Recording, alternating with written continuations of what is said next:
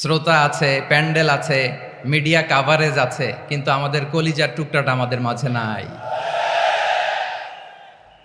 আজকের এই প্রোগ্রামে আলোচক হয়ে এই চেয়ারে আমি না বসে ওই শ্রোতাদের কাতারে বসে যদি আমাদের আল্লামার নুরানি চেহারার দিকে তাকিয়ে ওয়াজ শুনতে পারতাম, আমাদের হৃদয়টা ঠান্ডা হয়ে যেত, আমাদের তৃষ্ণার্ত হৃদয় শান্ত হতো।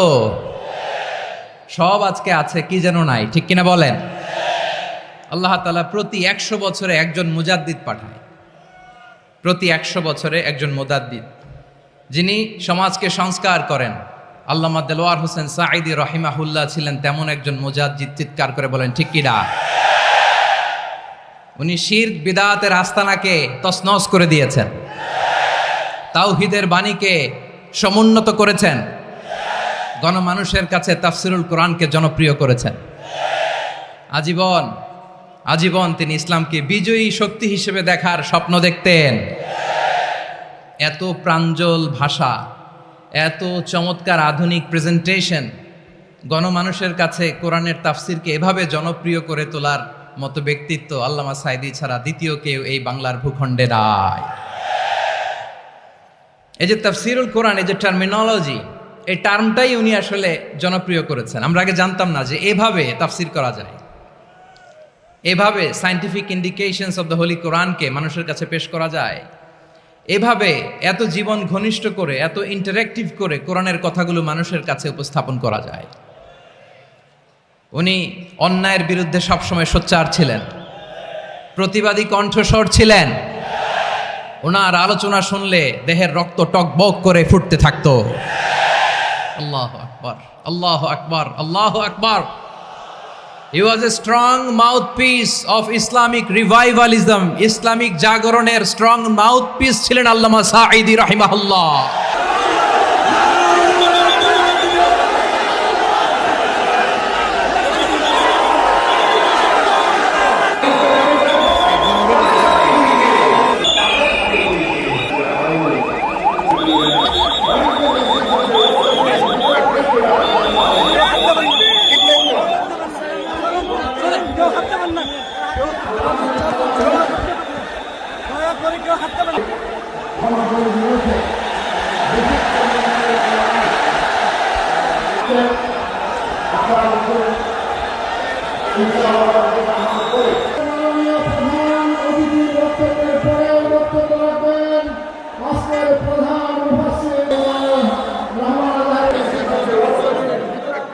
السلام عليكم ورحمة الله وبركاته.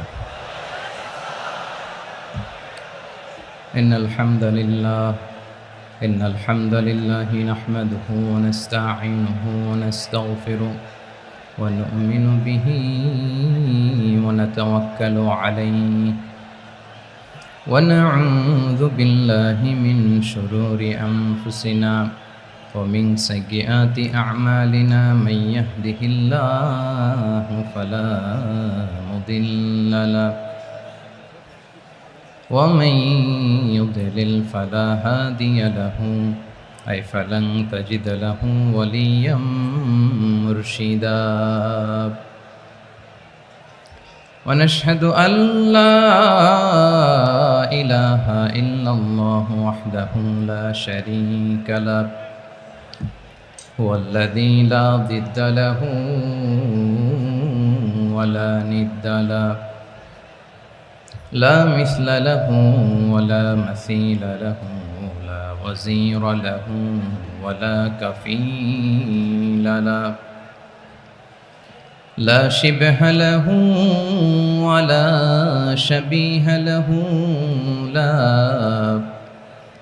ولد له ولا والد له وهو الواحد الفرد الصمد لم يلد ولم يولد ولم يكن له كفوا أحد.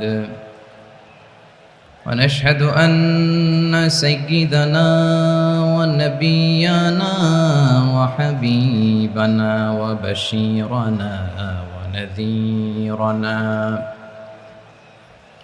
وطبيبنا طبيب قلوبنا وحبيبنا وحبيب ربنا محمدا عبد الله ورسوله أرسله بالحق بشيرا ونذيرا وداعيا إلى الله بإذنه وسراجا منيرا أما بعد فقد قال الله تعالى في كلامه المجيد وفي فرقانه الحميد أعوذ بالله من الشيطان الرجيم بسم الله الرحمن الرحيم إن الله يأمر بالعدل والإحسان وإيتاء ذي القربى وينهى عن الفحشاء والمنكر والبغي يعظكم لعلكم تذكرون إن الله وملائكته يصلون على النبي يا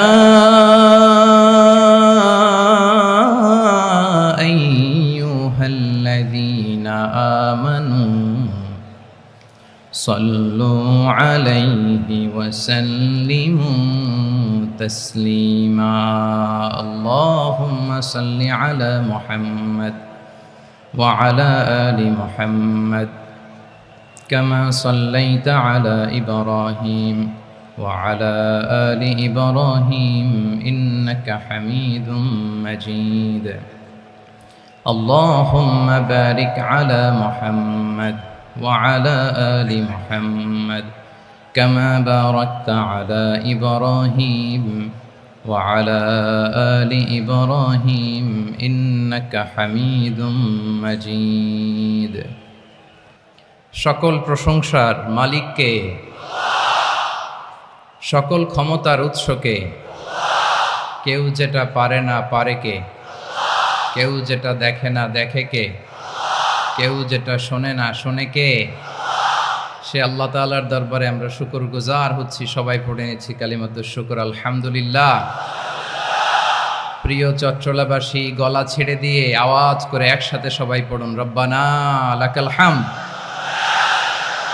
হামদান কাসীরান طيبا مباركا فيه يا ربي لك الحمد كما ينبغي لجلال وجهك وعظيم سلطانك لك الحمد بالإيمان لك الحمد بالإسلام لك الحمد بالقرآن আল্লাহ রব্বুল ইজ্জা ওয়াল জালালের দরবারে শুকরিয়া জ্ঞাপনের পাশাপাশি আমি আজকের এই ঐতিহাসিক চট্টগ্রামের প্যারেড ময়দানে আয়োজিত 5 দিনব্যাপী তাফসিরুল কোরআন মাহফিলের যারা সম্মানিত আয়োজকবৃন্দ ইসলামী সমাজ কল্যাণ পরিষদ চট্টগ্রামকে অন্তরের অন্তঃস্থল থেকে ধন্যবাদ এবং মোবারকবাদ জানাতে চাই যারা দীর্ঘ কয়েক মাস ব্যাপী অনেক কষ্ট করে অনেক ডিজাইন করে অনেক প্ল্যান প্রোগ্রাম করে এরকম চমৎকার একটি কোরআনের বাগানকে সাজিয়েছে আজকের এই প্রোগ্রামের সম্মানিত সভাপতি প্রধান অতিথি বিশেষ অতিথি মঞ্চে উপবিষ্ট উলামায়ে কেরাম কমিউনিটি লিডার্স চট্টগ্রামের বিভিন্ন পর্যায়ের বিভিন্ন দলের সামাজিক ধর্মীয় রাজনৈতিক নেতৃবৃন্দ ব্যবসায়ী ভাইয়েরা চাকরিজীবী ভাইয়েরা শ্রমজীবী ভাইয়েরা ছাত্র ভাইয়েরা পর্দার আড়ালে আমার মায়েরা এবং বোনেরা সাংবাদিক বন্ধুরা মিডিয়া কর্মী, ইউটিউবার্স, ভলান্টিয়ার্স, আপনাদের সবাইকে অন্তরের অন্তঃস্থল থেকে শুভেচ্ছা জানাই, মোবারকবাদ জানাই। আপনারা সবাই কেমন আছেন? সবাই ভালো আছেন? সুস্থ আছেন? দোয়া করি আল্লাহ তাআলা আপনাদের সবাইকে ভালো রাখুন, সুস্থ রাখুন, নিরাপদে রাখুন। আমরা সবাই পড়ি আমিন। সম্মানিত সুধী, হযরতুল আল্লাম শহীদ মরহুম আল্লামা দেলওয়ার হোসেন সাঈদী রহিমাহুল্লাহ, ওনার স্মৃতি বিজড়িত আজকের এই ঐতিহাসিক প্যারেড ময়দানের তাফসিরুল কোরআনের প্রোগ্রামে সব আছে। স্টেজ আছে, শ্রোতা আছে, প্যান্ডেল আছে, মিডিয়া কাভারেজ আছে, কিন্তু আমাদের কলিজার টুকরাটা আমাদের মাঝে নাই। আজকের এই প্রোগ্রামে আলোচক হয়ে এই চেয়ারে আমি না বসে ওই শ্রোতাদের কাতারে বসে যদি আমাদের আল্লামার নুরানি চেহারার দিকে তাকিয়ে ওয়াজ শুনতে পারতাম, আমাদের হৃদয়টা ঠান্ডা হয়ে যেত, আমাদের তৃষ্ণার্ত হৃদয় শান্ত হতো। সব আজকে আছে, কি যেন নাই, ঠিক কিনা বলেন? আল্লাহ তাআলা প্রতি 100 বছরে একজন মুজাদ্দিদ পাঠায়, প্রতি 100 বছরে একজন মুজাদ্দিদ, যিনি সমাজকে সংস্কার করেন। আল্লামা দেলওয়ার হোসেন সাঈদী রহিমাহুল্লাহ ছিলেন তেমন একজন মুজাদ্দিদ। চিৎকার করে বলেন ঠিক কিনা? উনি শিরক বিদআতের আস্তানাকে তছনছ করে দিয়েছেন, তাওহীদের বাণীকে সমুন্নত করেছেন, গণমানুষের কাছে তাফসিরুল কোরআনকে জনপ্রিয় করেছেন। আজীবন আজীবন তিনি ইসলামকে বিজয়ী শক্তি হিসেবে দেখার স্বপ্ন দেখতেন। এত প্রাঞ্জল ভাষা, এত চমৎকার আধুনিক প্রেজেন্টেশন, গণমানুষের কাছে কোরআনের তাফসিরকে এভাবে জনপ্রিয় করে তোলার মতো ব্যক্তিত্ব আল্লামা সাঈদী ছাড়া দ্বিতীয় কেউ এই বাংলার ভূখণ্ডে নাই। এই যে তাফসিরুল কোরআন, এই যে টার্মিনোলজি, এই টার্মটাই উনি আসলে জনপ্রিয় করেছেন। আমরা আগে জানতাম না যে এভাবে তাফসির করা যায়, এভাবে scientific indications of the Holi কোরআনকে মানুষের কাছে পেশ করা যায়, এভাবে এত জীবন ঘনিষ্ঠ করে, এত ইন্টারেক্টিভ করে কোরআনের কথাগুলো মানুষের কাছে উপস্থাপন করা যায়। উনি অন্যায়ের বিরুদ্ধে সবসময় সোচ্চার ছিলেন, প্রতিবাদী কণ্ঠস্বর ছিলেন। ওনার আলোচনা শুনলে দেহের রক্ত টকবক করে ফুটতে থাকতো। আল্লাহু আকবার, আল্লাহু আকবার, আল্লাহু আকবার। He was a strong mouthpiece of Islamic revivalism. Islamic জাগরণের স্ট্রং মাউথপিস ছিলেন আল্লামা সাঈদী রাহিমাহুল্লাহ। অনেক দোয়া পেয়েছেন, আমরা পড়েছি, এমন জীবন তুমি করিবে গঠন, মরণে হাসিবে তুমি, কাঁদিবে ভুবন। গোটা বিশ্বকে তিনি কাঁদিয়েছেন। আল্লামা যখন ইন্তেকাল করলেন, আমি তখন মালয়েশিয়া থেকে যুক্তরাষ্ট্রে একটা কনফারেন্সে যোগ দিতে যাচ্ছি, কাতার এয়ারলাইন্সে। মালয়েশিয়া থেকে দোহাতে নামলাম। দোহায় যখন আমার ট্রানজিট, তখন শুনতে পেলাম যে আল্লামা বিদায় নিয়েছেন। সোশ্যাল মিডিয়ায় শুনে বিশ্বাস করতে পারলাম না। মুহূর্তের মধ্যেই মাসুদ সাঈদী ভাইকে মেসেজ করলাম, উনি কোনো উত্তর দিতে পারলেন না। মাসুদ ভাইয়ের সাথে যখন কোলাকুলি করি, আমাদের শামীম ভাইয়ের সাথে যখন কোলাকুলি করি, মনে হচ্ছে আল্লামা সাঈদীর ঘ্রাণ পাই।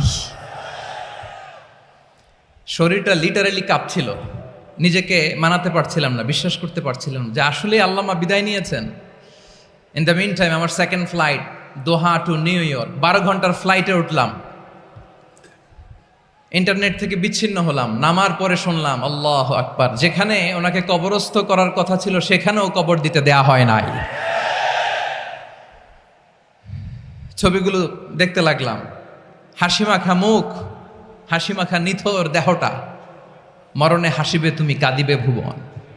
From east to west, from north to south, the entire globe, গোটা বিশ্ব ওনার জন্য কেঁদেছে, গোটা বিশ্ব কেঁদেছে। কাবার গিলাফ ধরে ধরে মানুষ চিৎকার করেছে। এর চেয়ে শ্রেষ্ঠ মৃত্যুকার হতে পারে? আমাদের আল্লামার আর কি পাওয়ার ছিল বলেন? আর কি পাওয়ার ছিল? কুল্লু নাফসিন যায়িকাতুল মাউত, যারাই দুনিয়াতে আসবে তারা ইন্তেকাল করবে, এটা আমরা মেনে নেই, এটা আমরা জানি। কিন্তু অবাক করা বিষয় হচ্ছে আমরা আজও জানি না আমাদের আল্লামার মৃত্যু কি স্বাভাবিক হয়েছে নাকি এটা পরিকল্পিত মেডিকেল কিলিং ছিল।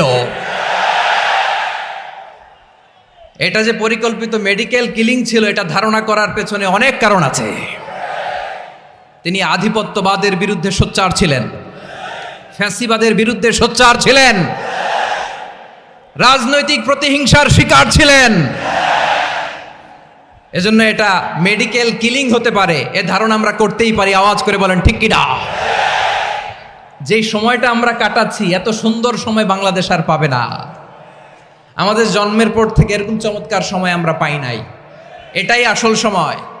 আমরা ইন্টারিম গভর্নমেন্টের কাছে দাবি জানাই, উচ্চতর তদন্ত কমিটি করে এটা কি হত্যাকাণ্ড ছিল নাকি স্বাভাবিক মৃত্যু ছিল, এই রিপোর্ট গণমানুষের কাছে প্রচার করে জানাতে হবে। এই দাবির সাথে কি সবাই আপনারা একমত? কারা কারা একমত হাত তুলে দেখান। প্রিয় চট্টলাবাসী, আল্লাহ তাআলা তার এই মুখলেস গোলামকে তার জান্নাতুল ফেরদাউসের মেহমান হিসেবে কবুল করুক, তার জীবনের সকল খেদমাগুলোকে কবুল করুক, জান্নাতুল ফেরদাউসের আলা মাকামে তাকে মেহমান হিসেবে কবুল করুক। আল্লামা শহীদ দেলোয়ার হোসেন সাঈদ রাহিমাহুল্লাহ, উনি ছাড়াও এই ঐতিহাসিক ময়দানে কথা বলেছেন আল্লামা লুৎফুর রহমান রাহিমাহুল্লাহ। চলে গিয়েছেন আমাদেরকে ছেড়ে। তিনি বলতেন, ইনশাল্লাহ মিজান আবার আসবে। হুজুর আমি তো আসলাম, আপনি তো আমাদেরকে ছেড়ে চলে গেলেন। আল্লাহু আকবার, আল্লাহু আকবার, আল্লাহু আকবার। গলায় কোনো সুর ছিল না, সুর দিয়ে কথা বলতেন না, কিন্তু এত চমৎকার শব্দের বুনন, এত চমৎকার প্রেজেন্টেশন, এত চমৎকার ভাবে ঐতিহাসিক বর্ণনাগুলো তিনি উপস্থাপন করতেন। মন্ত্রমুগ্ধ হয়ে আমরা আল্লামা লুৎফুর রহমানের কথা শুনেছি। আমরা হযরতুল আল্লাম লুৎফুর রহমান রাহিমাহুল্লাহর জন্য এই বিশাল ময়দান থেকে দোয়া করছি, আল্লাহ তাআলা তুমি তোমার এই খাদেমকে জান্নাতের মেহমান হিসেবে কবুল করে নাও। আরো অনেক আল্লামারা এখানে কথা বলেছেন, বিশেষ করে বাইতুল শরফের মরহুম পীর সাহেব হুজুর থেকে শুরু করে আরো যারা যারা তারকাতুল্য ওলামায়ে কেরাম এই চট্টগ্রামের ময়দানে কথা বলেছেন, আলো ছড়িয়েছেন। আমরা এই লক্ষ লক্ষ তাওহীদি জনতাকে নিয়ে তাদের জন্য দোয়া করছি, আল্লাহ তাআলা ওনাদের জীবনের সকল ভুল ত্রুটি ক্ষমা করে দিয়ে তাদেরকে জান্নাতুল ফেরদাউসের মেহমান বানিয়ে নিক। আমরা এই ঐতিহাসিক প্যারেড ময়দানের প্রোগ্রাম থেকে স্মরণ করতে চাই 24-এর ছাত্র নাগরিক অভ্যুত্থানে আমার যে সমস্ত ছাত্র নাগরিক ভাইয়েরা দেহের তাজা রক্ত বিলি দিয়ে নতুন বাংলাদেশ আমাদেরকে উপহার দিয়েছে। বিশেষ করে আপনাদের এই চট্টগ্রামের শহীদ ফয়সাল, শহীদ ওয়াসিম সহ সকল শহীদকে আল্লাহ তাআলা কবুল করুক। আমরা সবাই পড়ি আমিন। প্রিয় ভাইয়েরা, আমি নগণ্য একজন কোরআনের ছাত্র, এত বিশাল মঞ্চে এত বড় প্ল্যাটফর্মে কথা বলা আমার জন্য সাজে না। তারপরও আমাদের মুরব্বীরা আমাদের ডানে বায়ে বসে আছেন, ওনাদের আদেশক্রমে, ওনাদের অনুমতিক্রমে কিছু কথা আজকের এই ঐতিহাসিক প্রোগ্রামে আপনাদের সামনে উপস্থাপন করার চেষ্টা করব। ওমা তৌফিকি ইল্লা বিল্লাহ। প্রিয় ভাইয়েরা, 5 দিন ব্যাপী এই তাফসিরুল কোরআনের প্রোগ্রামে অনেক ওলামা হযরত কথা বলেছেন। যারা কোরআন সুন্নাহ থেকে আমাদেরকে কোরআনের কথাগুলো শোনালেন, আমরা যেন সেগুলো আমল করতে পারি, আল্লাহ আমাদেরকে তৌফিক দান করুক। শুরুতে আমাদের নিয়তটাকে খালেস করে নেওয়া দরকার। এই যে গ্যাদারিং, এই যে হিউজ শোডাউন, এগুলো যদি আমাদের নিজেদেরকে পরিবর্তন না করে তাহলে এতে কোনো লাভ নাই। জোরে বলেন ঠিক কিনা? এই প্রোগ্রাম যদি আমাদের জীবনকে পরিবর্তন করে, আমাদের চিন্তার ডিএনএকে চেঞ্জ করে দেয়, তাহলেই চট্টগ্রামের প্যারেড ময়দান সার্থক। আসুন আমরা চিন্তাকে খালেস করে নেই। আমরা সবাই নিয়ত করি যে যতটুকু কথা আমরা কোরআনের আলোকে শুনবো, আমলের নিয়তে শুনবো ইনশাআল্লাহ। বলেন সবাই। আপনারা সবাই ঠিকঠাক আছেন তো? কখন আসছেন আপনারা? সবাই আসছেন কখন? সকালে, কেউ দুপুরে, 9টায়? আল্লাহ আল্লাহ আল্লাহ। দুপুরের খাবার খাওয়ার সুযোগ হয়েছিল? খান নাই? রোজা রাখছেন? আহা, আমি কি দিয়ে বিদায় দেব আমার এই ভাইগুলোরে? আল্লাহ তুমি আমার ভাইগুলোরে কবুল করো। ইসলামের পক্ষের এই গণজোয়ারকে আগামীর বাংলাদেশের ইসলামের জন্য তুমি কবুল করো। যেই ভালোবাসা ইসলামের জন্য হয়, যেই গণজোয়ার কোরআনের জন্য হয়, পৃথিবীর কোনো শক্তি দিয়ে সেটাকে আটকানো যায় না। জোরে বলেন ঠিক কিনা? এজন্য গ্রাজুয়ালি, সিস্টেম্যাটিক্যালি, মেথোডোলজিক্যালি আমাদেরকে আগাতে হবে, শুধু আবেগ দিয়ে নয়। বিবেকেরও দরকার আছে না নাই? প্রিয় ভাইয়েরা, আসুন, আমাদের কথা অনেক বেশি, সময় অনেক কম। আমরা আর কাল বিলম্ব না করে মহাবিশ্বয় মহাগ্রন্থ আল কুরআন আল কারীম থেকে কিছু কথা শুনি। আমি যেই টপিকটা নিয়ে আজকের এই ঐতিহাসিক চট্টগ্রামের প্যারেড ময়দানের তাফসিরুল কোরআন প্রোগ্রামে আলোচনা করব, সেটা হচ্ছে সূরাতু আন-নাহলের 90 নম্বর আয়াত নিয়ে কিছু কথা আমরা উপস্থাপন করবার চেষ্টা করব ইনশাআল্লাহ। আমার খুতবার শুরুতেই আপনারা মোটামুটি আন্দাজ করে ফেলেছেন যে আমি কি নিয়ে আলোচনা করব, কারণ যে আয়াতটি আমি তেলাওয়াত করেছি এই আয়াতটি প্রায়শই এই ভূখণ্ডে, এই বাংলাদেশে জুমার দিনে খতিব সাহেবরা দ্বিতীয় খুতবা শেষের দিকে পড়ে না? কি কমন পড়ছে? ইন্নাল্লাহা ইয়া'মুরু বিল আদলি ওয়াল ইহসান ওয়া ইতা'i যিল কুরবা ওয়া ইয়ানহা আনিল ফাহশাই ওয়াল মুনকারি ওয়াল বাগি ইয়া'iদুকুম লাআল্লাকুম তাযাক্কারুন। মুখস্থ আছে না সবার? আসুন আমরা এই আয়াতের সরল অর্থ, এর মর্মবাণী, এর সংক্ষিপ্ত তাফসীর সবাই মিলে আজকের এই প্রোগ্রাম থেকে উদ্ধার করার চেষ্টা করি। আপনারা মনোযোগী আছেন তো? ইনশাআল্লাহ। এই আয়াতটা অনেক কম্প্রিহেন্সিভ একটা আয়াত। সাইয়েদনা আব্দুল্লাহ ইবনে মাসউদ রাদিয়াল্লাহু তাআলা আনহু উনি বলেছেন, ইন্নাহা মিন আজমাই আয়াতিল কুরআন, এটা কোরআনের সবচেয়ে জামে মানে আয়াত। যদিও ছোট্ট আয়াত, অল্প কিছু কথামালা, কিন্তু তিনি বলতেন এটা কোরআনের সবচাইতে জামে মানে সবচেয়ে কম্প্রিহেন্সিভ একটা আয়াত, যেখানে কথা কম, শব্দ কম, কিন্তু এটার দোতনা, এটার আবেদন, এটার মিনিং অনেক বেশি। সুবহানাল্লাহ। এই আয়াতে আল্লাহ তাআলা বেসিকলি আমাদেরকে 3টা বিষয়ে আদেশ করেছেন আর 3টা বিষয়ে বারণ করেছেন, মানে নিষেধ করেছেন। আওয়াজ করে বলুন, আদেশ করেছেন কয়টা? প্রিয় চট্টলার ভাইয়েরা, আমার মতো এই যে 3 আঙ্গুল উঁচু করে বলেন, আদেশ করেছেন কয়টা? আবার নিষেধও কয়টা? মানবো তো আমরা ইনশাআল্লাহ? বলেন সবাই। 3 do's and 3 don'ts, do's and don'ts, 3টা আদেশ, 3টা নিষেধ। এই 3টা আদেশ আর 3টা নিষেধের ভেতরে আল্লাহ তাআলা গোটা ইসলামী শরিয়ার মূল নির্যাসকে ঢুকিয়ে দিয়েছেন। সুবহানাল্লাহ। এই ছোট্ট একটা আয়াতে গোটা ইসলামী শরিয়ার the gist, the cream of the creams, গোটা ইসলামী শরিয়ার মূল নির্যাসকে আল্লাহ ঢুকিয়ে দিয়েছেন। 3টা আদেশ আর 3টা নিষেধ। আসুন আমরা সরাসরি কোরআন থেকে শুনি, সবাই পড়ুন। আউযু বিল্লাহি মিনাশ শাইতানির রাজীম। বিসমিল্লাহির রহমানির রহিম।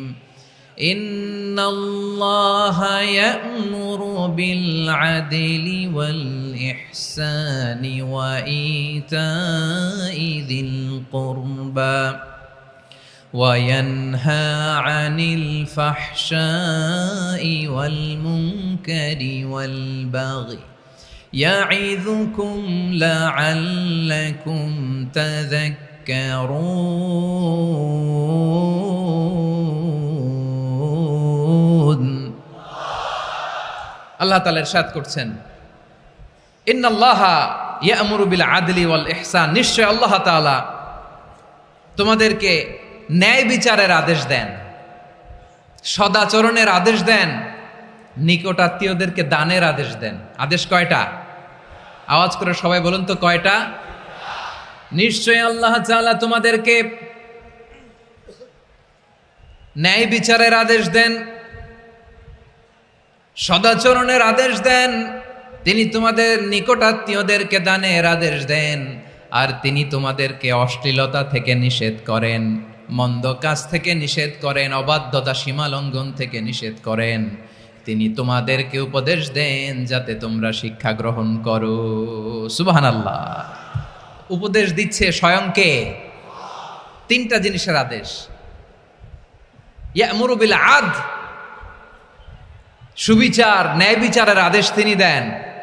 ইহসানের আদেশ দেন, যাতে আমরা ইহসান করি, একে অপরের প্রতি সুবিচার করি, মহানুভবতা দেখায়, অনুগ্রহ দেখায়, আর নিকট আত্মীয়দেরকে যেন আমরা দান করি। এই 3টা আদেশ তিনি দিয়েছেন। আর কোন 3টা জিনিস থেকে তিনি বারণ করেছেন? অশ্লীলতা, ফাহশা, মুনকার, মানে সব মন্দ আর অসৎ কাজ, এগুলো থেকে তিনি আমাদেরকে বারণ করেন। ওয়াল বাগি, অবাধ্যতা, সীমা লঙ্ঘন, এই 3টা কাজ থেকে তিনি আমাদেরকে বারণ করেন। তিনি আমাদেরকে উপদেশ দেন, স্বয়ং আল্লাহ তাআলা আমাদেরকে উপদেশ দেন যাতে করে আমরা শিক্ষা গ্রহণ করি। সুবহানাল্লাহ পড়ে। তাহলে আসুন আমরা ধরে ধরে একটা একটা করে সামনের দিকে আগাই। আল্লাহ তাআলা প্রথমে আমাদেরকে আদেশ দিয়েছেন আদালের, ইন্নাল্লাহা ইয়া'মুরু বিল আদল। আওয়াজ করে বলুন আল আদাল। সবাই পড়ুন আল আদাল। আমরা উর্দু জানি, হিন্দি জানি, অনেকে ইংরেজিও জানি, কিন্তু আরবি শব্দগুলো আমাদের মুখ দিয়ে বেরোতে চায় না। আওয়াজ করে বলুন আল আদাল। মাশাআল্লাহ, ইন্নাল্লাহা ইয়া'মুরু বিল আদল। আল্লাহ তাআলা আমাদেরকে আদলের আদেশ দেন। আদল অনেকে না বুঝলেও আদালত শব্দটা বুঝবেন। আদালত, আদালত, আদালত বুঝেন না? যেখানে বিচার কার্যের ফয়সালা করা হয়, কোর্ট কাচারি আদালত, এটা তো ভেরি কমন। এটা শুনছেন না সবাই? আদালত, যেখানে ন্যায় বিচার হবে, সুশাসন হবে। কিন্তু ভাগ্যের কি নির্মম পরিহাস, ওখান থেকে মিথ্যা সাক্ষী দিয়ে মনমতো রায় দিয়ে দেয়া হয়। এগুলোর পরিবর্তন হওয়ার দরকার আছে না নাই? প্রিয় ভাইয়েরা, আদালত, আল আদ, ইংরেজিতে বলে জাস্টিস, ন্যায় বিচার, সুবিচার, সুশাসন, জাস্টিস, আল আদাল। সব জায়গায় এই জাস্টিস থাকা দরকার। Justice should be prevailed in the society. The mission of all prophet was to uphold the justice. সব নবীর মিশন ছিল এই জাস্টিসকে, আদালকে, সুশাসন আর সুবিচারকে নিশ্চিত করা। পড়েন সুবহানাল্লাহ। And the core message of every divine scripture was to uphold justice. পৃথিবীর সব আসমানি কিতাবের মূল শিক্ষা ছিল এই জাস্টিসকে সমাজে এনশিওর করা, সুবিচার, সুশাসনকে এনশিওর করা। তাহলে প্রিয় ভাইরা, আমরা বুঝতে পারলাম আল আদ শব্দের মানে হচ্ছে ইনসাফ বা সুবিচার বা ন্যায় বিচার। এটা হচ্ছে একটা general meaning, very general meaning. আপনি যদি ইন ডেপথ বুঝতে চান, আরো ভেতরে যান, তাহলে আদাল মানে হচ্ছে সমন্বয়, আদাল মানে হচ্ছে ভারসাম্য, ব্যালেন্স। আদাল মানে হচ্ছে মধ্যম পন্থা। সুবহানাল্লাহ পড়েন। কারণ সব সময় সমান সমান হইলেই সুবিচার হয় না। কথা কি বুঝতেছেন? ইসলামের দ্য কনসেপ্ট অফ আদাল, এটা এমন আদাল, এটা সব সময় সমান সমান নয়। যখন সমান সমান দেয়া দরকার, ইসলাম সমান সমান দেয়। যখন ব্যালেন্স করা দরকার, চেক এন্ড ব্যালেন্স, সমন্বয়, ভারসাম্য করা দরকার, তখন ইসলাম ভারসাম্য করে দেয়। এটার নাম আদাল। সুবহানাল্লাহ। সহজ করে আপনাদেরকে বুঝাই। যেমন ধরুন, একটা পরিবারের 3 জন সদস্য, স্বামী, স্ত্রী আর সন্তান। তাদের সকালবেলার ব্রেকফাস্টে স্বামীর, সকালের নাস্তায় স্বামীর 3টা রুটি লাগে, স্ত্রীর 2টা লাগে, আর সন্তানের 1টা রুটি লাগে। এখন আমি যদি সমান সমান করে আদল করতে চাই, সবাইকে যদি 3টা করে রুটি দেই, তাহলে স্বামী বেচারার জন্য ঠিক আছে? কি বলেন? কথা কি বুঝতেছেন না কষ্ট হয়ে যাচ্ছে? যদি সমান সমানের নিয়মে আগাই, তাহলে 3টা করে যদি রুটি দেই, স্বামীর জন্য ওকে, কিন্তু স্ত্রীর জন্য 1টা বেশি হয়ে যায়। আর সন্তানের জন্য কয়টা বেশি হয়? আচ্ছা, এই তো বুঝতেছেন, মাশাআল্লাহ। আচ্ছা, 2টা করে যদি সবাই দেয় সমান সমান নীতিতে, তাহলে স্ত্রীর জন্য, স্ত্রী বেচারির জন্য ঠিক আছে, কিন্তু স্বামীর কয়টা কম পড়ে? আর সন্তানের বেশি হয়ে যায় কয়টা? আচ্ছা, সমান সমান নীতিতে সবাইকে যদি সকালের নাস্তার জন্য 1টা করে রুটি দেই, সন্তানের জন্য ঠিক আছে, কিন্তু স্ত্রী বেচারির কম পড়ে কয়টা? স্বামীর কম পড়ে কয়টা? 2টা। কথা কি বুঝতেছেন? আর আমি যদি স্বামীকে দেই 3টা, স্ত্রীকে দেই 2টা, আর সন্তানকে দেই 1টা, তাহলে কারো অপচয় হবে না। যার যতটুকু দরকার ঠিক ততটুকুই কাজে লাগবে। চিল্লায় বলেন ঠিক কিনা? এটাই হচ্ছে ইসলামের আদাল, যেখানে যার যতটুকু দরকার তাকে সেখানে ঠিক ততটুকু দিয়ে দেওয়ার নামই হচ্ছে আদাল। চিল্লায় পড়েন আল্লাহু আকবার। রব্বুল আলামিন বলেন, ইউসিকুমুল্লাহু ফি আওলাদিকুম লিযযাকারি মিসলু হাযযিল উনসায়াইন। আল্লাহ তোমাদেরকে ওসিয়ত করেন, তোমাদেরকে আদেশ দেন, উত্তরাধিকার সম্পদ যখন বন্টন হবে, ছেলেরা যতটুকু পাবে, মেয়ে পাবে তার অর্ধেক। সুবহানাল্লাহ বলেন। দেখেন, ছেলে যদ্দূর, মেয়ে অর্ধেক, ছেলে ডবল পাবে। আপাত দৃষ্টিতে মনে হয় এখানে অবিচার হয়েছে, কিন্তু আসলে কি অবিচার হয়েছে? আপনি বিয়ের ক্ষেত্রে যান, ওইখানে আবার ছেলে মোহরানা দেয়, মেয়ে সেখানে মোহরানা পায়। তাহলে চেক এন্ড ব্যালেন্স, ভারসাম্য, ব্যালেন্স, মধ্যম পন্থা এখানে আছে না নাই? এটাই হচ্ছে ইসলামের আদল। আল্লাহ তাআলা এই আদলের আদেশ দিয়েছেন, সুবিচার, ন্যায় বিচার, সুশাসন এবং ভারসাম্যের আদেশ দিয়েছেন। প্রিয় ভাইয়েরা, একটি শান্তিময় সমাজ, একটা সমৃদ্ধ সমাজ, একটা মানবিক সমাজ যদি আমরা পেতে চাই, এই আয়াতের মধ্যে যতগুলো পয়েন্ট আছে সবগুলোর বাস্তবায়ন লাগবে। কথা বুঝতে পেরেছেন? বলেন, আওয়াজ করে বলেন, আমরা একটা শান্তির সমাজ চাই কি চাই না? আমরা একটা সমৃদ্ধ বাংলাদেশ চাই কি চাই না? আমরা একটা মানবিক বাংলাদেশ চাই কি চাই না? এই আয়াতে আল্লাহ তাআলা একটা মানবিক সমাজের রূপরেখা টেনেছেন। তার প্রথম কথা হচ্ছে ইন্নাল্লাহা ইয়ামুরু বিল আদল। আল্লাহ তাআলা তোমাদেরকে আদলের নির্দেশনা দেয়, সুবিচার সুশাসনের নির্দেশনা দেয়। যে সমাজে আদল থাকে না সেই সমাজে জুলুম মানুষের ঘাড়ে চেপে বসে। আদলের বিপরীত হচ্ছে জুলুম। আদলের বিপরীত কি? জুলুম বা জাওর, অত্যাচার, অবিচার, বৈষম্য। এই যে বৈষম্য বিরোধী ছাত্র আন্দোলন কমন পড়ছে? এই যে একজন সমন্বয়ক তো দেখা করলো আমার সাথে। জুলুম মানে হচ্ছে বৈষম্য। বৈষম্যের স্থান ইসলামে নাই, অবিচারের স্থান ইসলামে নাই, জুলুমের স্থান ইসলামে নাই। আল্লাহ তাআলা বলেন যে আমি জুলুমকে নিজের জন্য হারাম করেছি এবং তোমাদের জন্য হারাম করেছি। বিশ্বনবী ফরমান, আল্লাহ তাআলা বলেন হাদিসে কুদসিতে, ইয়া ইবাদি ইন্নী হারামতু যুলমা আলা নাফসি ওয়া জাআলতুহু বাইনাকুম মুহাররামান ফালা তাযালামু। আমার গোলামেরা শোনো, নিশ্চয় আমি আল্লাহ তাআলা জুলুমকে আমি আমার উপরে হারাম করেছি, অনুরূপভাবে জুলুম করাকে তোমাদের উপরেও হারাম করেছি। ফলে ফালা তাযালামু, তোমরা একে অপরের সাথে জুলুম করো না। নির্দেশনাটা কার? খবরদার, জুলুমের সাথে আমাদের কোনো সম্পর্ক নাই। আল্লাহ তাআলা আদলের আদেশ দিয়েছেন, আদালতের আদেশ দিয়েছেন, সুশাসনের ন্যায় বিচারের আদেশ দিয়েছেন। ইন্নাল্লাহা ইয়ামুরু বিল আদল, আমাদেরকে আদল প্রতিষ্ঠা করতে হবে। জুলুমের সাথে ইসলামের কোনো সম্পর্ক নাই। আল্লাহ তাআলা জালিমদের জন্য কঠিন শাস্তি প্রস্তুত করে রেখেছেন। যারা এই আদলকে ভুলুণ্ঠিত, কখন রাত কিচ্ছু জানে না, কখন দিন কখন রাত কিছু জানে না, বছরের পর বছর কেটে গিয়েছে। এক্সট্রা জুডিশিয়াল কিলিং এর কোনো হিসাব নাই, বিচার বহির্ভূত হত্যা, এনফোর্স ডিসঅ্যাপিয়ারেন্স, গুম, যেটা সবচাইতে বড় মানবতা বিরোধী অপরাধ। কত মানুষ যে গুম হয়েছে তার কোনো ইয়ত্তা নাই। যেই ফ্যামিলির সদস্য গুম হয়েছে তারা কি ওই লোকটার জন্য মাগফিরাতের দোয়া করবে নাকি সুস্বাস্থ্যের দোয়া করবে তারা নিজেরাও জানতো না, কারণ জানে না ও বেঁচে আছে না মরে গেছে। আহা, বিডিআর নওজোয়ানদের যারা ছাড়া পেল দেখলাম, বিনা অপরাধে, কোনো অন্যায় ছাড়া, অপরাধ ছাড়া তাদের জীবন থেকে, তাদের তারুণ্যের, তাদের যৌবনের 15 বছর 16 বছর 17 বছর নাই, 6 মাস বয়সের ছোট বাচ্চাকে রেখে জেলে গেছে। 6 মাসের মেয়ে বেরোয় দেখে মেয়ের বয়স 17 বছর। মেয়ে বাবারে চিনে না, বাবা মেয়েরে চিনে না। মেয়েকে এখন বিয়ে দিয়ে আরেক ছেলের হাতে তুলে দিবে। মেয়ের শৈশব বাবা দেখে নাই, মেয়ের কৈশোর বাবা দেখে নাই, মেয়ের তারুণ্য দেখে নাই। আরেক যুবককে দেখলাম 14 বছরের 14 দিনের সংসার, 2 সপ্তাহের সংসার শেষে জেলে গেছে।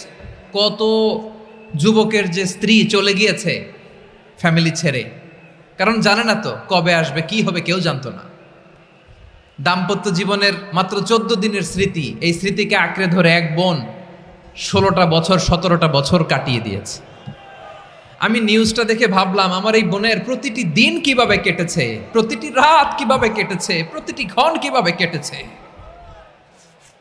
বিশ্বনবী বলেছেন, ইত্তাকি দাওয়াতাল মাজলুম ফাইন্না লাইসা বাইনাহু ওয়া বাইনাল্লাহি হিজাব। মাজলুমের কান্নাকে ভয় করো, কারণ মাজলুমের কান্না আর আল্লাহর মাঝে কোনো পর্দা থাকে না। আমরা আর এরকম কোন জুলুম বাংলাদেশে দেখতে চাই না। জোরে বলেন ঠিক কিনা? আর কেউ নতুন করে জালিম হোক আপনারা চান?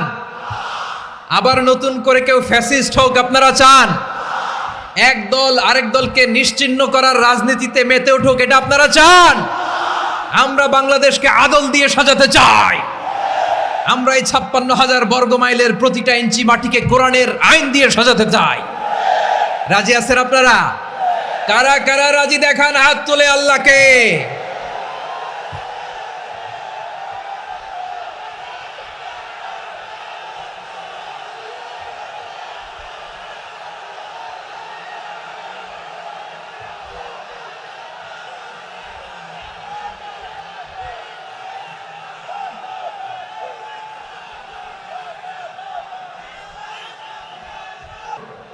আমার প্রিয় বীর চট্টলার তৌহিদি মুসলমান, আমরা আর নতুন করে কেউ জালিম হোক এটা চাই না, নতুন করে আবার কেউ ফ্যাসিস্ট হোক আমরা চাই না, এক দল আরেক দলকে নিশ্চিহ্ন করার রাজনীতি করুক আমরা চাই না। আমরা সুশাসনের বাংলাদেশ চাই, আমরা মানবিক বাংলাদেশ চাই, আমরা একটা সমৃদ্ধ বাংলাদেশ চাই, আমরা বিশ্বের বুকে সম্মান নিয়ে মাথা উঁচু করে দাঁড়াতে চাই, ঠিক কিনা বলেন? আল্লাহ বললেন, এটা যদি তোমরা চাও, একটা সমৃদ্ধ সমাজ যদি বিনির্মাণ করতে চাও, মানবিক সমাজ যদি বিনির্মাণ করতে চাও, আমি তোমাদেরকে সেজন্য প্রথমে আদালতের নির্দেশ দিলাম। ইন্নাল্লাহা ইয়া'মুরু বিল আদল, নিশ্চয় আল্লাহ তাআলা তোমাদেরকে ন্যায় বিচার সুশাসন এটার আদেশ দেন। সুবহানাল্লাহ। আদাল, ন্যায় বিচারের আদেশ আল্লাহ তাআলা কোরআনের বিভিন্ন আয়াতে দিয়েছেন। আল্লাহ তাআলা বলছেন, ইন্নাল্লাহা يأمركم أن تؤدوا الأمانات إلى أهلها وإذا حكمتم بين الناس أن تحكموا بالعدل إن الله نعم ما يعظكم به إن الله كان سميعا بصيرا। আল্লাহ তাআলা বললেন, আল্লাহ আদেশ দিচ্ছেন, যে ব্যক্তি আমানতের হকদার তার হাতে তোমরা আমানত পৌঁছে দাও, আর যখন তোমরা বিচার কার্য করবে, বিচার ফায়সালা করবে, আদালতের সাথে করো। সুবহানাল্লাহ বলেন। ওয়া ইযা হাকামতুম বাইনান নাসি আন তাহকুমু বিল আদল, আদালতের সাথে করবা। আল্লাহ তাআলা বলেন, যারা জাজ হবে, বিচারক হবে, তাদের যদি বাদী বিবাদীর কারোর সাথে শত্রুতা থাকে, কারোর সাথে যদি কোনো ধরনের রেষারেষি থাকে, আল্লাহ বলেন বিচার কার্য করতে যে ওই শত্রুতা রেষারেষির কারণে আদালতের বাইরে যে অবিচার করে বিচার করো না। ওয়ালা ইয়াজরিমান্নাকুম শানাআনু কওমিন আলা আল্লা তা'দিলু ই'দিলু হুয়া আকরাবু লিত্তাকওয়া ওয়াত্তাকুল্লাহা ইন্নাল্লাহা খাবীরুম বিমা তা'মালুন। খবরদার কোন জাতির প্রতি, কোন গোষ্ঠীর প্রতি, কোন গোত্রের প্রতি আক্রোশ যেন তোমাদেরকে ন্যায় বিচার থেকে দূরে সরিয়ে না দেয়, বরং আমি আল্লাহর আদেশ হলো ই'দিলু, তোমরা আদল করো, ন্যায় বিচার করো, সুবিচার করো, সুশাসন প্রতিষ্ঠা করো। হুয়া আকরাবু লিত্তাকওয়া, এটাই তাকওয়ার সবচেয়ে কাছাকাছি। সুবহানাল্লাহ বলেন। কোরআনের বিভিন্ন আয়াতে আল্লাহ তাআলা স্পেসিফিকলি ধরে ধরে বিচার করার সময় আমরা যেন আদল করি সেটা বলেছেন। কোরআনের কোন কোন জায়গায় আল্লাহ তাআলা এই আল আদ শব্দটা ব্যবহার করেছেন। আবার একই জিনিস ইনসাফ, সুবিচার, সুশাসন, ন্যায় বিচার, ন্যায় পরায়ণতা বুঝাতে আল্লাহ তাআলা কখনো কখনো আল কিসত শব্দটা ব্যবহার করেছেন। আওয়াজ করে সবাই বলুন আল কিসত। প্রিয় ভাইরা, সবাই আওয়াজ করে আমার সাথে সাথে বলুন আল কিসত। আল্লাহ তাআলা বলেন, ওয়া ইন হাকামতা ফাহকুম বাইনাহুম বিল কিসতি ইন্নাল্লাহা ইউহিব্বুল মুকসিতিন। যখন তুমি বিচার করবে, বিশ্বনবীকে উদ্দেশ্য করে অ্যাড্রেস করে বললেন, নবী হে, ইহুদিরা কোনো বিষয়ে মীমাংসার জন্য যদি আপনার দরবারে আসে, যদি বিচার করতে হয়, খবরদার অবিচার করবেন না। ফয়সালা যেটা করবেন কিসতের সাথে করবেন, ন্যায় পরায়ণতার সাথে করবেন, কারণ ইন্নাল্লাহা ইউহিব্বুল মুকসিতিন, নিশ্চয় আল্লাহ রাব্বুল ইজ্জাত ন্যায় পরায়ণশীলদেরকে বড্ড ভালোবাসেন। সুবহানাল্লাহ বলেন।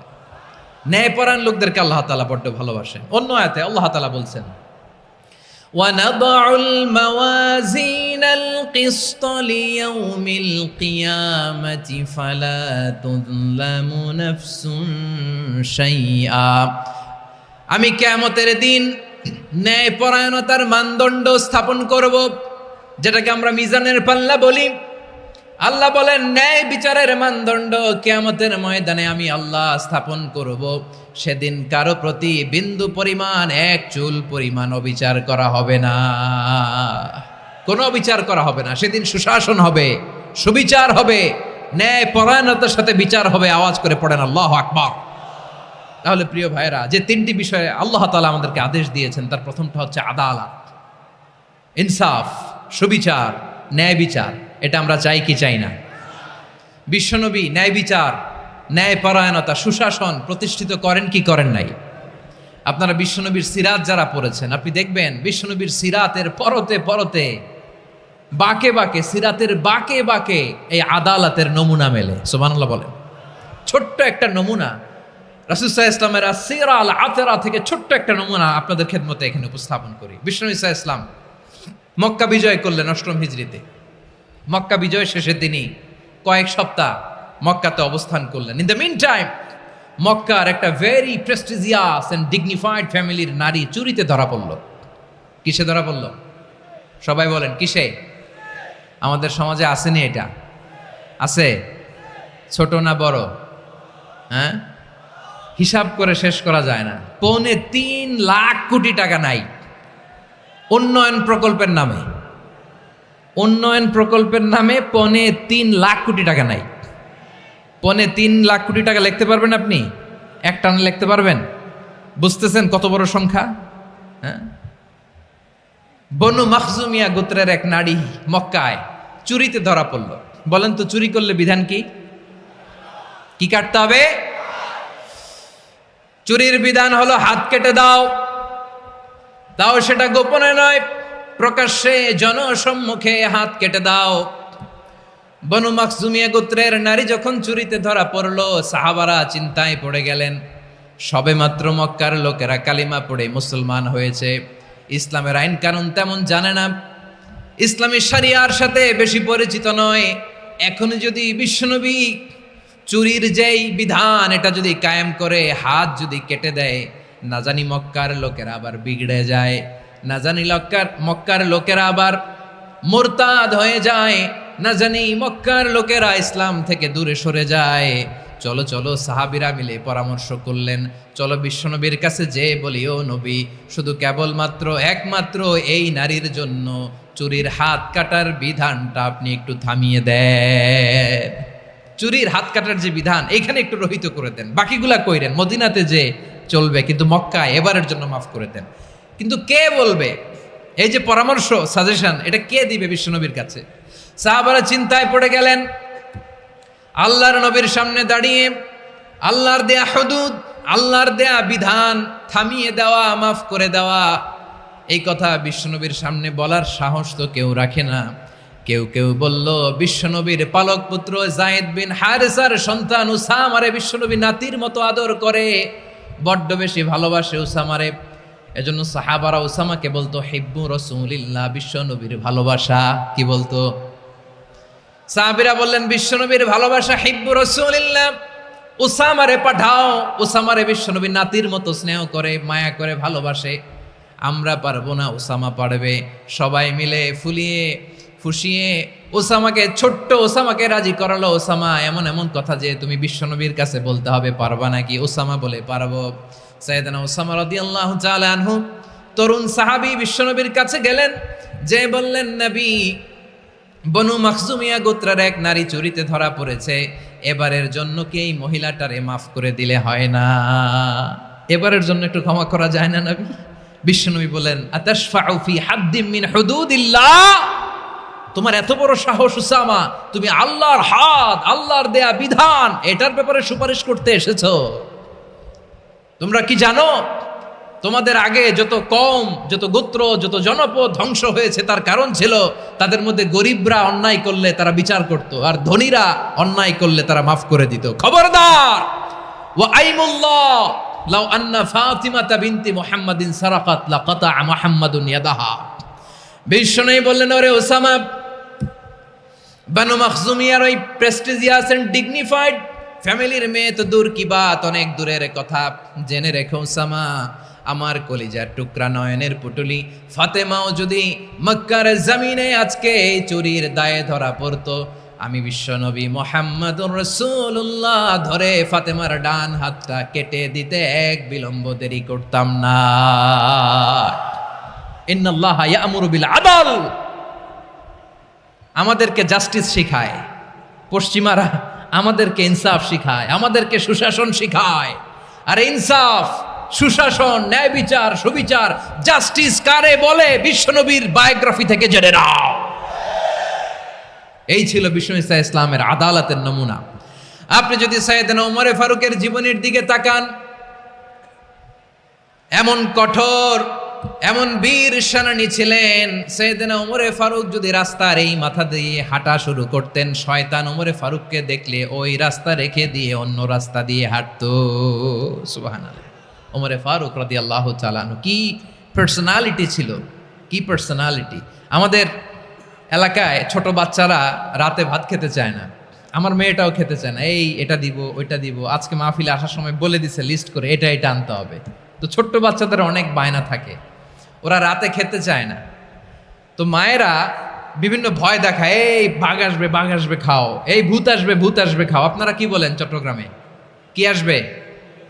হ্যাঁ, ভূত, ভূত, ভূত আসবে, বাঘ আসবে, খাও খাও খাও, তাড়াতাড়ি খাও। তো বাচ্চারা এগুলো শুনে ভয়ে খেতে শুরু করে। মদিনার জামিনেও একই ঘটনা ঘটতো। মদিনার ছোট্ট ছোট্ট সোনামণিরা খেতে চাইতো না। তো মায়েরা বলতো, হা হুয়া ইয়াতি উমর, হা হুয়া ইয়াতি উমর, ওই যে উমর আসতেছে, উমর। ওমরে ফারুকের কথা শুনলে বাচ্চারা একেবারে ঠান্ডা। সুবহানাল্লাহ পড়বেন না? প্রভু তুমি বলেছ রাসূল দেবে না, বলনি দেবে না ওমর, বলনি দেবে না হামজা তারিক, খালিদ বিজয় সমর। প্রভু তুমি বলেছ রাসূল দেবে না, বলনি দেবে না ওমর, বলনি দেবে না হামজা তারিক, খালিদ বিজয় সমর। প্রভু তুমি বলেছ রাসূল দেবে না। আল্লাহু আকবার। ওমর ফারুক রাদিয়াল্লাহু তাআলা আনহু, ওনার কথা শুনলে গায়ের মধ্যে গুজবাম হয়, গায়ের পশমগুলো দাঁড়িয়ে যায়। সুবহানাল্লাহ বলেন। কি পার্সোনালিটি ছিল, কি ব্যক্তিত্ব ছিল। মুনাফিকরা ওমর ফারুককে জমের মতো ভয় পেতেন। শয়তান, খোদ শয়তান এই রাস্তা দিয়ে আসলে শয়তান অন্য রাস্তা দিয়ে হাঁটতো। ওমরে ফারুক রাদিয়াল্লাহু তাআলা আনহুর জীবনে যদি দেখেন, তাহলে সেখানে আপনি আদালতের, ইনসাফের, সুশাসনের, জাস্টিসের নমুনা দেখতে পাবেন। কয়টা শুনবেন? সাইয়েদনা ওমরে ফারুকের রাদিয়াল্লাহু তাআলা আনহুর সন্তান আব্দুর রহমান মিশরে মদ খেয়ে মদ্যপ অবস্থায় ধরা পড়েছে। মদ খাওয়ার কারণে, মদ যদি কেউ পান করে আর যদি প্রমাণিত হয়, তার বিচার হলো 80 বেত। আওয়াজ করে বলেন কয় বেত? বাংলাদেশেও তো এই আইন আছে নাকি? বাংলাদেশে আছে? হ্যাঁ, মদ খাইলে 80 বেত, এই আইন বাংলাদেশে চালু হোক। আমরা চাই কি চাই না? চাই সবাই। এজন্যই তো ইসলাম ভাল লাগে না। ইসলামকে ভাল লাগে না।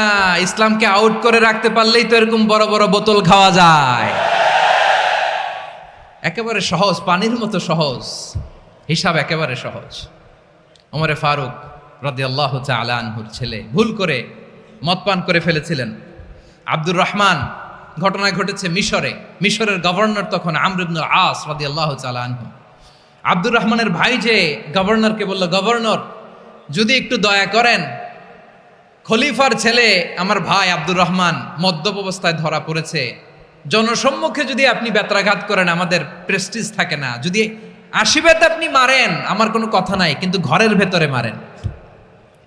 আব্দুর রহমানের ভাইয়ের সুপারিশ শুনে সাইয়েদনা আমর ইবনুল আস রাদিয়াল্লাহু তাআলা আনহু রাজি হয়ে গেলেন। ঘরের ভেতরে লোকচক্ষুর আড়ালে 80 বেত তিনি মানলেন। কিন্তু ঘটনাক্রমে এই কথা লুকিয়ে লুকিয়ে ঘরের ভেতরে 80 বেত মারার কথা সাইয়েদনা ওমর ফারুক মদিনা থেকে জানতে পারলেন। মদিনা থেকে তিনি ফরমান জারি করলেন, এই বিচার যেমনটি আমর ইবনুল আস আদায় করেছে, এটা প্রকৃতপক্ষে আদায় হয় নাই। আসো সবাই মদিনায় আসো, আমর ইবনুল আস মদিনায় আসো, আব্দুর রহমানও আসো, সবাই আসো, জনসম্মুখে এই বিচার কার্যকর করতে হবে। সাইয়েদনা ওমর ফারুক মসজিদে নববীর পিলারের মধ্যে নিজের ছেলেকে বাঁধলেন, আবার জনসম্মুখে 80টা বেত তার গায়ের মধ্যে মারলেন। মাজমুয়ে ফাতাওয়া ইবনে তাইমিয়া রাহিমাহুল্লাহ উনি এটা নকল করেছেন। এটা সবচেয়ে বিশুদ্ধ মত, আর অনেক মত আছে। মারা গেছে কবরের উপর, ওগুলো বাদই দিলাম। কেমন খালিফা ছিলেন, কেমন খালিফা! পশ্চিমারা তোমরা জাস্টিস আমাদেরকে শেখাও, ইনসাফ কারে বলে, সুশাসন আমাদেরকে তোমরা শিখাও। ওমরে ফারুক রাদিয়াল্লাহু তাআলা আনহু ওইটাকে, ওই বিচারকে তিনি ধর্তব্য মনে করেন নাই। মদিনাতে এনে আবার জনসম্মুখে আবার 80 বেত মেরেছেন। মিশরে ওমরে ফারুক রাদিয়াল্লাহু তাআলা আনহু আমর ইবনুল আসকে গভর্নর করে পাঠালেন। সেখানে আমর ইবনুল আসের ছেলে একটা প্রতিযোগিতায় রানার আপ হয়েছে, এক মিশরি সেখানে চ্যাম্পিয়ন হয়েছে। রানার আপ বুঝতে পেরেছেন তো? রানার আপ সেকেন্ড হয়েছে, এক মিশরি হয়েছে চ্যাম্পিয়ন প্রথম। কিন্তু গভর্নরের ছেলে ও জিততে পারে নাই, ও রাগে ওই মিশরির গায়ের মধ্যে কয়েকটা লাঠি দিয়ে বাড়ি মেরেছে। মিশরি যে মদিনাতে ওমরে ফারুকের কাছে বিচার দিলেন, আপনার গভর্নরের ছেলে অন্যায়ভাবে আমার গায়ে হাত তুলেছে। সাইয়েদনা ওমরে ফারুক আবার ফরমান জারি করলেন, আসো মদিনাতে আসো। মিশরীকে ডাকলেন। ওই মিশরের গভর্নর আমর ইবনুল আস রাদিয়াল্লাহু তাআলা আনহুকে ডাকলেন, তার ছেলেকেও ডাকলেন। সবাই বসে রইল। আমর ইবনুল আস রাদিয়াল্লাহু তাআলা আনহু মাথা নিচু করে বসে আছেন, লজ্জায় কাচুমাচু। হায় হায়, আজকে আমার ছেলের কারণে আমিরুল মুমিনিন খলিফাতুল মুসলিমিন ওমরে ফারুকের কাছে আমি জনসম্মুখে লজ্জিত হচ্ছি। সাইয়েদনা ওমরে ফারুক বললেন, এই নাও লাঠি, গভর্নরের ছেলে তোমার মাথার মধ্যে যতগুলো বাড়ি মেরেছে, আজকে জনসম্মুখে তুমি অতগুলা বাড়ি মারো। মিশরি বলে, থাক, আপনি যে ডেকে আনছেন সবার সামনে এটা বলছেন, এতেই আমি খুশি। আল্লাহু আকবার! আপনার মহানুভবতা দেখে আমি খুশি, আর অপমানের দরকার নাই। ওমরে ফারুক বলে, না, খবরদার, এই কথা মিশরি তুমি বলো না, মারো, যতগুলা বাড়ি মেরেছে মারো। বাধ্য হয়ে মিশরি আমর ইবনুল আসের সামনে ওনার কলিজার টুকরা সন্তানের মাথার মধ্যে বাড়ি মারতে আরম্ভ করলেন। ঠিক যতগুলা বাড়ি গভর্নরের ছেলে আমর ইবনুল আসের ছেলে মিশরির গায়ে মেরেছিল, মাথায় মেরেছিল, মিশরি গুনে গুনে ততটা মারলেন। এই দৃশ্য দেখে ওমরে ফারুক রেগে মেগে আগুন, রাগের চোটে রাগ সামলাতে না পেরে, আর নিজেকে সামলাতে না পেরে মিশরিরে বললেন, ছেলেরে মারা শেষ হয়ে গেলে এবার বাবার টাক মাথার মধ্যে কয়েকটা বাড়ি মার। রাগের চোটে, আউট অফ অ্যাঙ্গার, রাগের চোটে, যে আমার পাঠানো গভর্নর আমর ইবনুল আস তার ছেলেকে কেন আদব তারবিয়া কেন শিক্ষা দিতে পারে না। ছেলেরে মারা হইলে এবার আমর ইবনুল আসের মাথার মধ্যে দুইটা মারো। এটা রাগে বলেছেন, এটা শাস্তি হিসেবে না। সুবহানাল্লাহ পড়ে। তোমরা আমাদেরকে সুশাসন শিখাও, আমাদেরকে সুশাসন শিখাও। বিশ্বনবী বলেন, আদল এটা যেন তেন বিষয় না, এটা দিয়েই মানবিক সমাজ গড়তে হবে। আল্লাহ তাআলা কিয়ামতের কঠিন ময়দানে, যেদিন স্বামী স্ত্রীকে চিনবে না, স্ত্রী স্বামীকে দেখে পালিয়ে যাবে, বন্ধু বন্ধুরে চিনবে না, পীর সাহেব মুরিদরে চিনবে না, মুরিদ পীর সাহেবরে চিনবে না, দলের কর্মী তার নেতারে চিনবে না, নেতা তার কর্মীরে চিনবে না, বন্ধু বন্ধুরে দেখে পালাবে। এই কঠিন মুহূর্তে সূর্যটা মাথার কাছে চলে আসবে, জমিনটা তামার জমিন হবে, আজকের জমিনের মতো নয়। মানুষ ঘর্মাক্ত, ক্লান্ত, শ্রান্ত মাথার মগজগুলো কানের ছিদ্র আর নাকের ছিদ্র দিয়ে বেয়ে বেয়ে পড়বে। বিশ্বনবী ফরমান, কিয়ামতের ওই কঠিন ময়দানে 7 শ্রেণীর ব্যক্তিকে রব্বুল আলামিন তার আরশের নিচে ছায়া দিবেন। তার মধ্যে প্রথম শ্রেণীর ব্যক্তি হলো ইমামুন আদিল। ইমামুন আদিল, ন্যায়পরায়ণ শাসক, যে ইনসাফের সাথে বিচার করে, যে জাস্টিস সমাজে সার্ভ করে, যে সুশাসন নিশ্চিত করে, ওই ইমামুন আদিল। আদিল শব্দটা বুঝছেন না? ইন্নাল্লাহা ইয়া'মুরু বিল আদল, পাইছেন? আদিল। 7 শ্রেণীর ব্যক্তিকে আল্লাহ তাআলা সুশীতল আরশের নিচে ছায়া দিবেন, যেদিন তার দেয়া ছায়া ছাড়া কোনো ছায়া থাকবে না। এর প্রথম হচ্ছে ইমামুন আদিল, ন্যায়পরায়ণ শাসক। চিল্লায় বলেন সুবহানাল্লাহ। আবার বিশ্বনবী বললেন, ইন্নাল মুকসিতিনা ইনদাল্লাহি আলা মানাবিরা মিন নূর আন ইয়ামিনির রহমান। কিয়ামতের দিন যারা ন্যায়পরায়ণ হিসেবে আল্লাহর সামনে দাঁড়াবে, কিয়ামতের দিন রব্বুল আলামিন তার আরশের ডান দিকে ওই ন্যায়পরায়ণ লোকদের জন্য আরশের ডান দিকে একটা নূরের মিম্বারে তাদেরকে বসার সুযোগ করে দিবে। আল্লাহর আরশের ডান দিকে ন্যায়পরায়ণ লোকদের জন্য আল্লাহ তাআলা নূরের মিম্বার বানাবে। চারটেখানে কথা মনে করেছেন? আল আদাল, জাস্টিস, ইন্নাল্লাহা ইয়া'মুরু বিল আদল। আল্লাহ তাআলা এই আদালতের নির্দেশনা দেয়, সুবিচার, সুশাসন। প্রিয় ভাইয়েরা, এটা আমরা বাংলাদেশে চাই কি চাই না? এই যে অরাজকতা, এই যে অন্যায়, এই যে জুলুম, এই যে ইনকনসিস্টেন্সি সমাজের অসঙ্গতির প্রধান কারণ জাস্টিস নাই, সুবিচার নাই, সুশাসন নাই। শেষবারের মতো আওয়াজ করে বলেন তো, আমরা বাংলাদেশে আদল চাই কি চাই না? তাহলে প্রথম নির্দেশনা শেষ, আল্লাহ তাআলা তোমাদেরকে আদলের আদেশ দেন। এরপরে আল্লাহ বললেন, আমি তোমাদেরকে ইহসানের আদেশ দেই। ইন্নাল্লাহা ইয়া'মুরু বিল আদলি ওয়াল ইহসান। আমি তোমাদেরকে যেমনি আদলের নির্দেশনা দেই, তেমনি ভাবে তোমাদেরকে ইহসানের নির্দেশনা দেই। ইহসান, আওয়াজ করে সবাই বলেন তো ইহসান। সবাই বলেননি, সবাই বললে এতটুকু আওয়াজ হবে আমি বিশ্বাস করি না। আওয়াজ করে বলুন আল ইহসান। ইহসান মানে কারো প্রতি সফট হার্টেড হওয়া, মহানুভব হওয়া, অনুগ্রহ পরায়ণ হওয়া, অনুগ্রহশীল হওয়া, একে অপরের প্রতি দয়াদ্র হওয়া। একে অপরের প্রতি দয়াদ্র, অনুগ্রহশীল হওয়া ছাড়া মানবিক সমাজ কশিনকালেও গঠন করা সম্ভব না। প্রিয় ভাইয়েরা, সুন্দর আচরণ দিয়ে, ইহসান দিয়ে যা জয় করা যায়, নরম আচরণ দিয়ে যেটা অর্জন করা যায়, কঠোরতা দিয়ে সেটা পারা যায় না। বিষ্ণু ঈসা ইসলাম ইহসান দিয়ে, কোমল আচরণ দিয়ে, তার অনুগ্রহ দিয়ে তিনি অনেক কাফিরের হৃদয়কে জয় করে ফেলেছেন। সাইয়েদনা সুমামা ইবনে উসাল রাদিয়াল্লাহু তাআলা আনহুর কথা মনে পড়ে যায়। তিনি ছিলেন ইয়ামামার বাদশা। মদিনাতে বিশ্বনবীকে হত্যা করার নিয়তে এসেছিলেন। গোপনে গোপনে বিশ্বনবীকে হত্যা করে আবার ইয়ামামাতে তিনি ফিরে যাবেন। কিন্তু কি অবাক করা কাণ্ড, হত্যা করতে পারে নাই, সাহাবাদের হাতে তিনি ধরা পড়ে গেলেন। সাইয়েদনা সুমামা ইবনে উসাল রাদিয়াল্লাহু তাআলা আনহু হত্যার নিয়তে আসলেন, কিন্তু হত্যা করতে পারলেন না। সাহাবারা ওনাকে ধরে ফেললেন, ধরে মসজিদে নববীর পিলারের মধ্যে বেঁধে রাখলেন।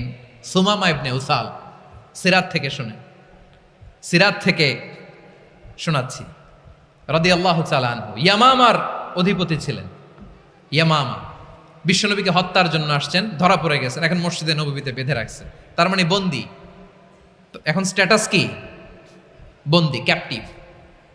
তো বিষ্ণু ঈসা ইসলাম সাহাবাদেরকে বললেন, তার খোঁজ খবর নিও, সুমামা ইবনে উসালের খোঁজ খবর নিও।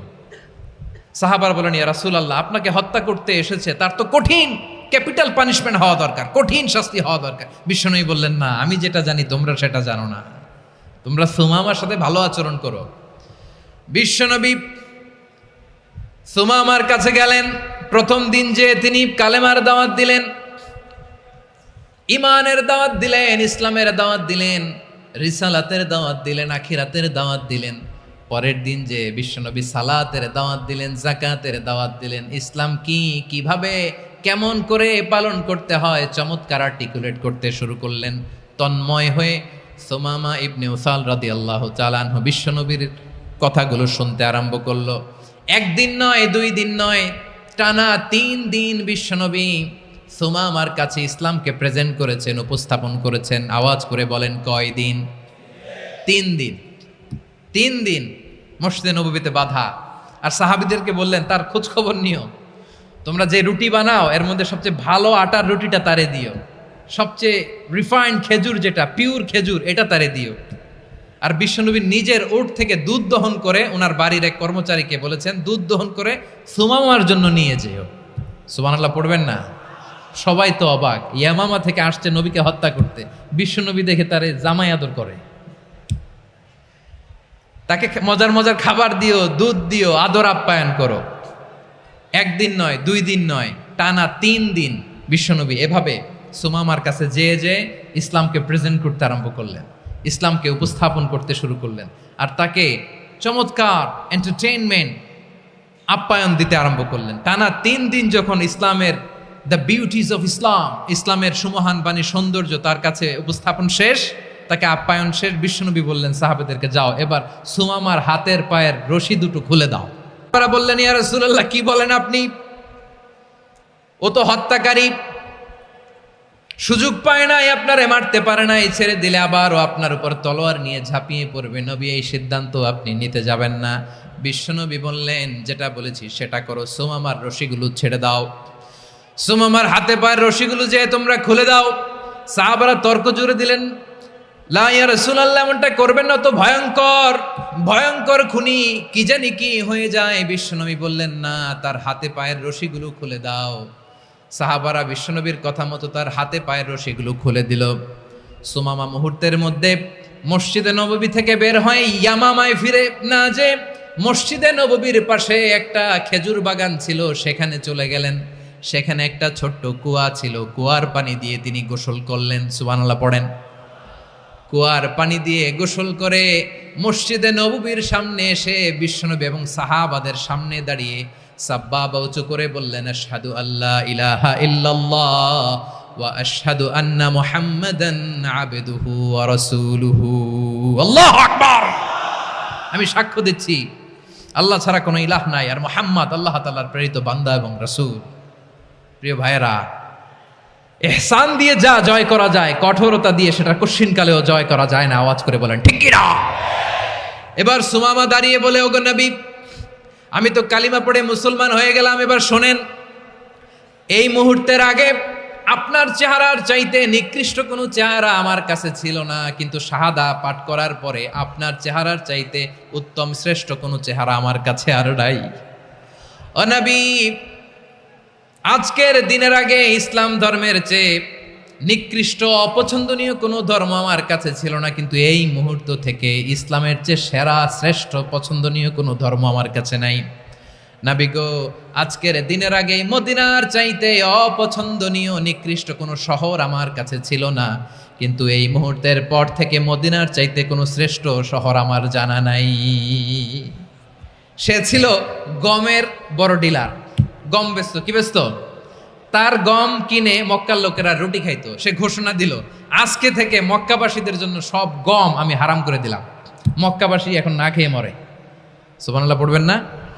মক্কাবাসী বিশ্বনবীর কাছে আসলেন, এসে বললেন, মুহাম্মদ, আমরা তো তোমার ভাই, তোমার চাচা, তোমার ভাতিজা, তোমার আত্মীয়, তুমি সুমামারে বলো সে যেন আবার গমের সাপ্লাই মক্কার জন্য অনুমতি দিয়ে দেয়। বিশ্বনবীর অনুমতি ক্রমে সুমামা আবার মক্কাতে গম পাঠাতে শুরু করলো। পড়েন সুবহানাল্লাহ। ইহসান, ইহসান দিয়ে আপনি যেটা জয় করতে পারবেন, you can win the heart of your enemies. ইহসান দিয়ে আপনি আপনার শত্রুর হৃদয়কে জয় করতে পারবেন। আওয়াজ করে বলেন ঠিক কি না? এজন্য আল্লাহ বললেন, ওয়া আনফিকু ফি সাবিলিল্লাহি ওয়া লা তুলকু বিআইদিকুম ইলাত তাহলুকা ওয়া আহসিনু ইন্নাল্লাহা ইউহিব্বুল মুহসিনিন। তোমরা আল্লাহর রাস্তায় দান করবে আর নিজেরা নিজেদেরকে ধ্বংসের হাতে ঠেলে দিও না। তোমরা একে অপরের প্রতি ইহসান করবে, কারণ ইহসানকারীদেরকে আল্লাহ বড্ড ভালোবাসেন। সুবহানাল্লাহ পড়েন। আবার সূরা রহমানে আল্লাহ বললেন, হাল জাযাউল ইহসানি ইল্লাল ইহসান ফাবিআইয়ি আলা, সবাই পড়েন, ফাবিআইয়ি আলাই রাব্বিকুমা তুকাযযিবান। ইহসানের প্রতিদান হিসেবে ইহসানি হয়। বিশ্বনবী সুমামার প্রতি যেমন ইহসান করেছেন, সুমামাও ঠিক তেমন ইহসান ফিরিয়ে দিয়েছে। ঠিক কিনা বলেন? তাহলে এক নম্বরে হচ্ছে আদ, ন্যায় বিচার। দুই নম্বরে সবাই বলেন ইহসান, সদাচরণ। ইহসান দুই ধরনের প্রিয় ভাইরা, ইহসান ফিল ইবাদা, ইহসান ফিল মুআমালা। ইহসান ফিল ইবাদা হচ্ছে একাগ্র অনুভবে ইবাদতে ডুব দেওয়া, এর নাম ইবাদতের ইহসান। সুবহানাল্লাহ পড়ে। বিশ্বনবী বলেন ইহসান মানে কি জানো নাকি? হাদিসে জিবরিলে সাইয়েদনা জিবরিল আলাইহিস সালাম বিশ্বনবীকে বললেন, আখবিরনি আনিল ইহসান। নবী আমাদেরকে বলেন ইহসান মানে কি? বিশ্বনবী বললেন, আনতা আবুদাল্লাহা কাআন্নাকা তারাহু ফাইন লাম তাকুন তারাহু ফাইন্নাহু ইয়ারাক। ইহসান মানে হলো এমন ভাবে তুমি আল্লাহর সামনে নিজেকে উজাড় করে ইবাদত করবে, তুমি ভাববে তুমি আল্লাহকে দেখতে পাচ্ছ, আর এটা যদি ভাবা তোমার জন্য কঠিন হয়ে যায়, অন্তত এতটুকু তুমি ভাববা যে আল্লাহ তোমাকে দেখতে পাচ্ছেন। ঠিক কিনা বলেন? ও আমার বীর চট্টলার ভাইয়েরা, কেউ যেটা দেখে না সেটা দেখে কে? এই বিশ্বাস হৃদয়ের মধ্যে আছে? নামাজে যখন দাঁড়ান এই ফিলিংসটা আনা যাবে?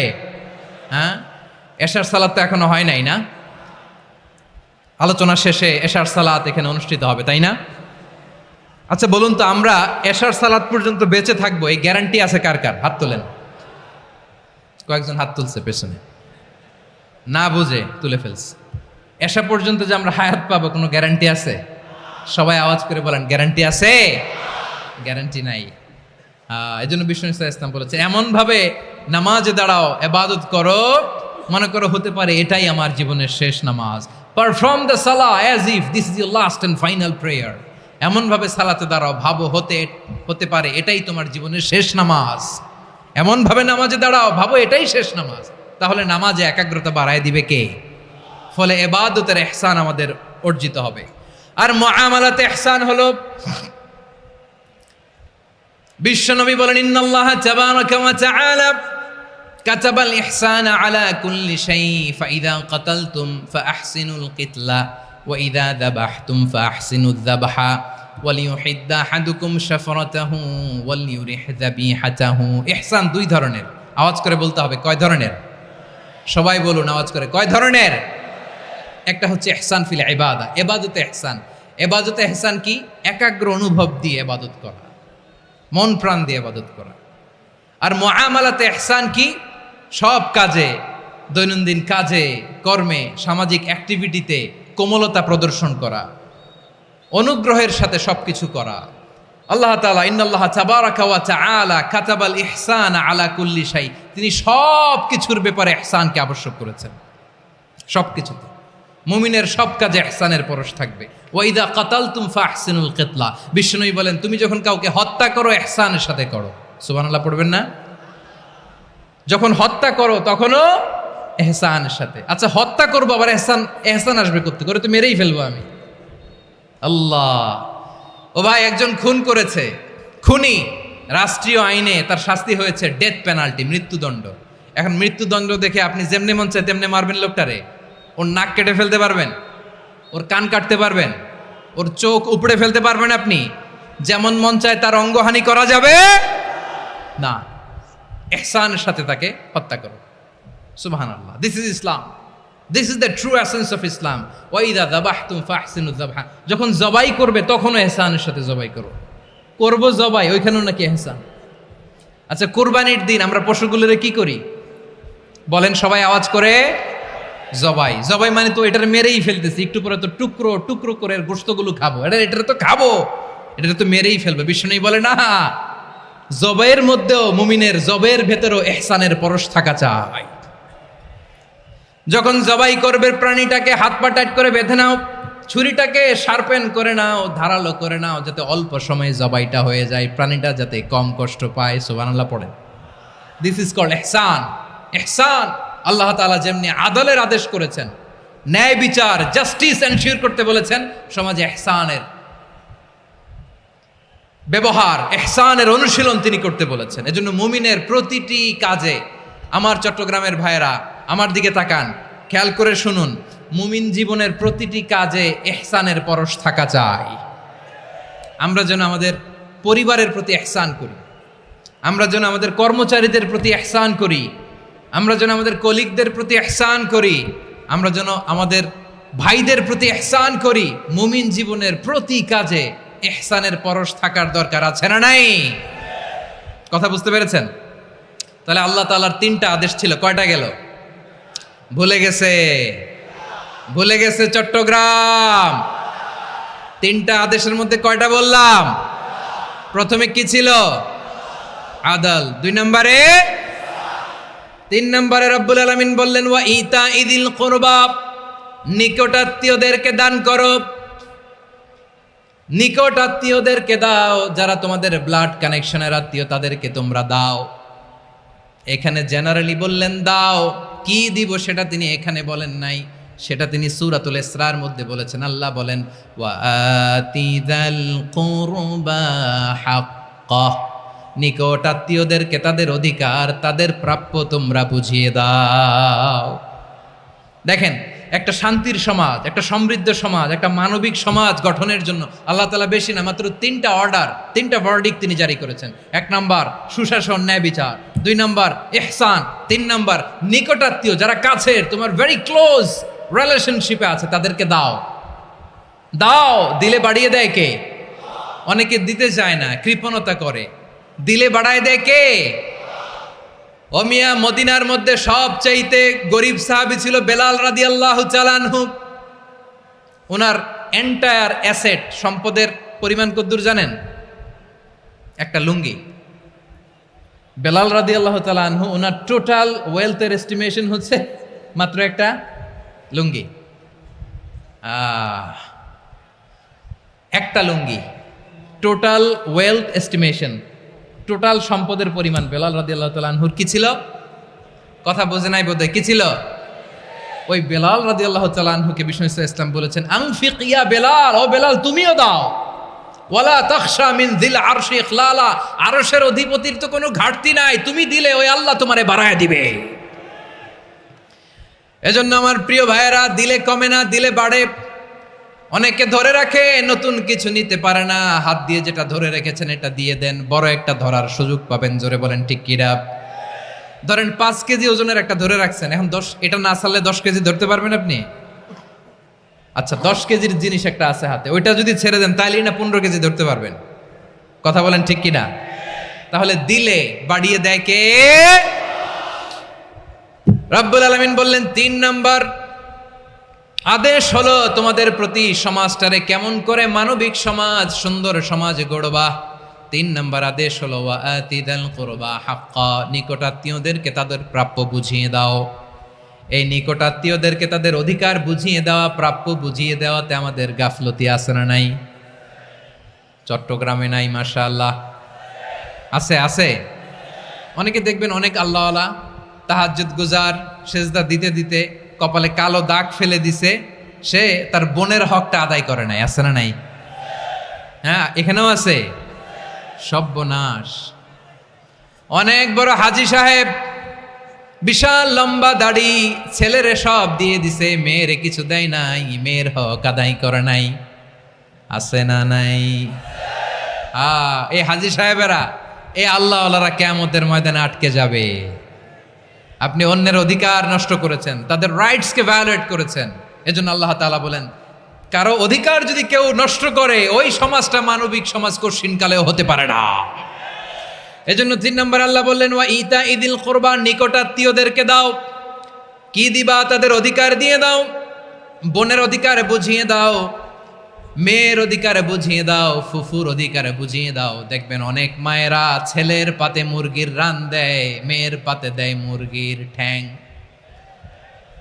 এরকম আছে না নাই?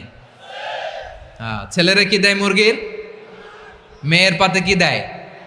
তো মেয়ের কি মুরগির রান খেতে মনে চায় না? মনে চায় না? এমনটা করা যাবে না। নিকটাত্মীয়দেরকে অধিকার দিয়ে দাও, নিকটাত্মীয়ের সাথে সুসম্পর্ক রাখো। আদেশটা কার?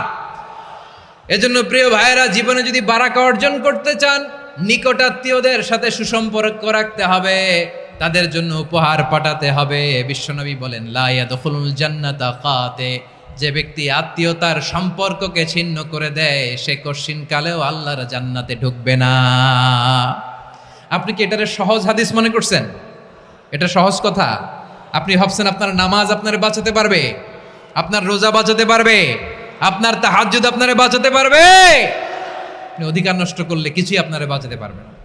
এজন্য নিকট আত্মীয়দেরকে দিতে হবে বেশি বেশি। বিশ্বনবী বলেন ইন্না সাদাকাতা আলাল মিসকিনি সাদাকা ওয়া আলা যির রাহিমি ইসনাতান সাদাকাতুন ওয়া সিলা।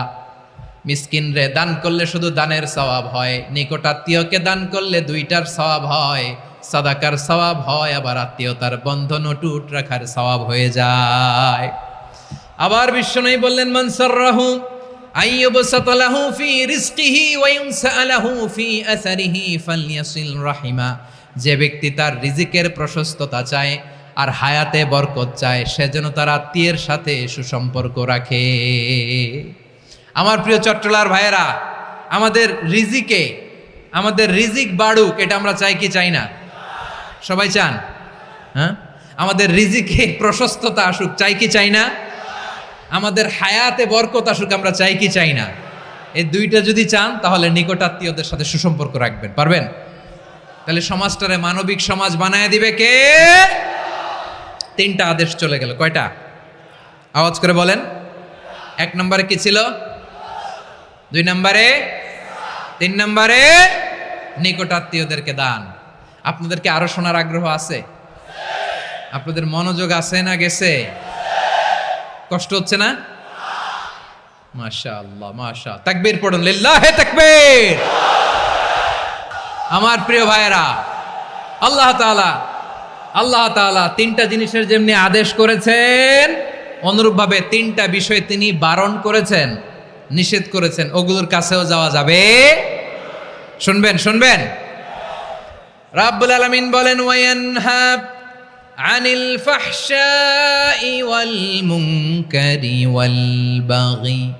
আমি যেমনি তিনটি বিষয়ে আদেশ করলাম, অনুরূপভাবে তিনটি বিষয়ে বারণ করলাম, নিষেধ করলাম। আমার 1 নাম্বার নিষেধাজ্ঞা হলো অশ্লীলতার প্রতি। ফাহশা, ওয়ায়ানহা আনিল ফাহশা, আল্লাহ তাআলা অশ্লীলতাকে নিষেধ করেছেন। কোন জিনিসকে? সবাই বলুন, কোন জিনিসকে? যত ধরনের, যত টাইপের, যত ক্যাটাগরির অশ্লীলতা হতে পারে, সব অশ্লীলতাকে হারাম করেছেন কে? ফাহশা মানে কি?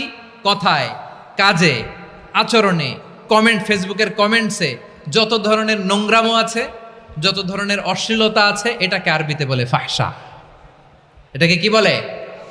রাব্বুল আলামিন বলেন, কুল ইন্নামা হাররামা রাব্বিয়াল ফাওয়াহিশা মা যাহারা মিনহা ওয়া মা বাতান।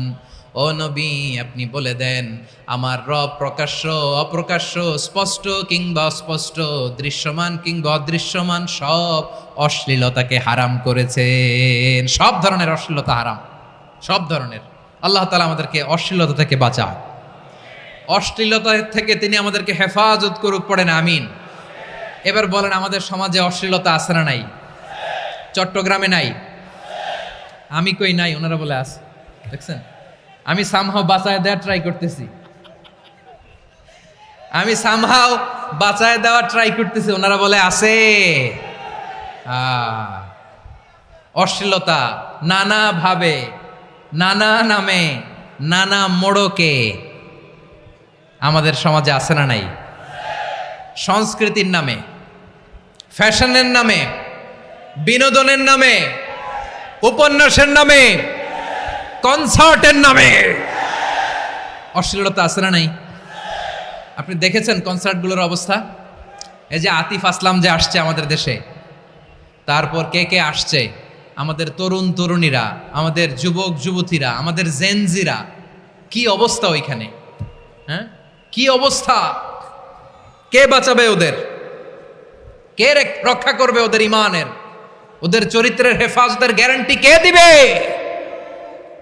কনসার্টের নামে অশ্লীলতা আছে না নাই? ছেলে মেয়ে একে অপরকে জড়ায় ধরতেছে, একে অপরকে চুমু খাচ্ছে, প্রকাশ্যে, দিবালোকে, গণমানুষের সামনে। আল্লাহ তাআলা এই অশ্লীলতা থেকে আমাদেরকে বেঁচে থাকতে বলেছেন, বেঁচে থাকতে বলেছেন। রূপালী জগতের নামে অশ্লীলতা আছে না নাই? এই টার্মটা আপনারা জানেন না? রূপালী জগৎ কি জগৎ? আসলে কি রূপালী জগৎ না অন্ধকার জগৎ? আমার বোনেরা, আপনাদেরকে যে কি বলে তারা বুঝায়, রূপালী জগৎ শুনেই আপনি ভরকে যাবেন না। রূপালী জগতে যে নারী যত বেশি উলঙ্গ, সে নাকি তত বেশি সাহসী। জানেন, বলে এটা একটা সাহসী নারী, খুব সাহসী পদক্ষেপ তার। যত বেশি শরীর থেকে কাপড় নামাতে পারবে, যত বেশি বস্ত্রহীন হয়ে নিজেকে প্রেজেন্ট করতে পারবে, সে নাকি তত বেশি সাহসী। আমার চট্টলার ভাইয়েরা, শয়তানের প্রথমে এজেন্ডা ছিল বনি আদমকে বস্ত্রহীন করা। সে আদম এবং হাওয়া আলাইহিস সালামকে নিষিদ্ধ গাছের ফল খাইয়ে তাদেরকে বস্ত্রহীন করেছে। এই জামিনেও সে আমাদেরকে বস্ত্রহীন করতে চাইবে। এই রূপালী জগতের নামে তারা এটা করে। আমার প্রিয় বোনেরা, আপনি জানেন না আপনার দাম কত? ওরা আপনাদেরকে বিজ্ঞাপনের সস্তা পণ্য বানাতে চায়। ওরা আপনাদেরকে ওদের ভোগের লিপসার টুলস বানাতে চায়। ওরা আপনাদেরকে দিয়ে ওদের খায়েশ পূরণ করতে চায়। এটা আপনাদের জন্য মোটেও ডিগনিটি নয়, এটা আপনাদের জন্য সম্মান নয়।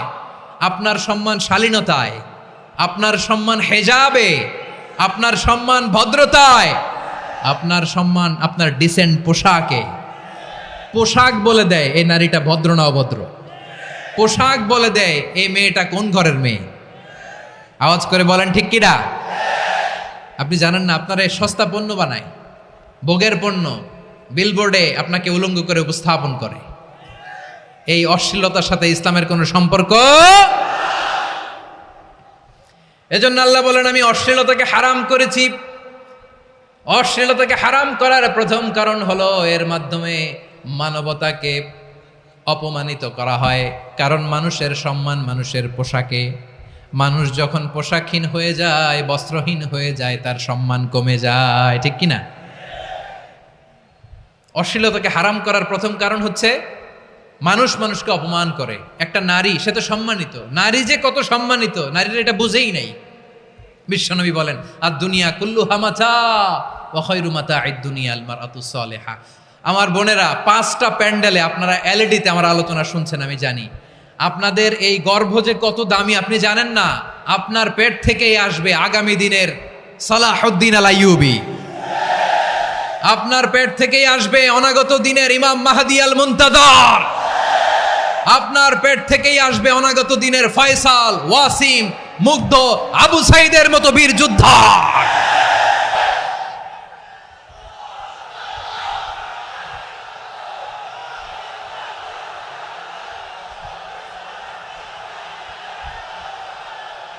আমার প্রিয় বোনেরা, আমার প্রিয় বোনেরা, বিশ্বনবীর কথার ওজন খেয়াল করেন। আর দুনিয়া কুল্লুহা মাতা ওয়া খায়রু মাতা'আদ দুনিয়াল মারআতুস সালিহা।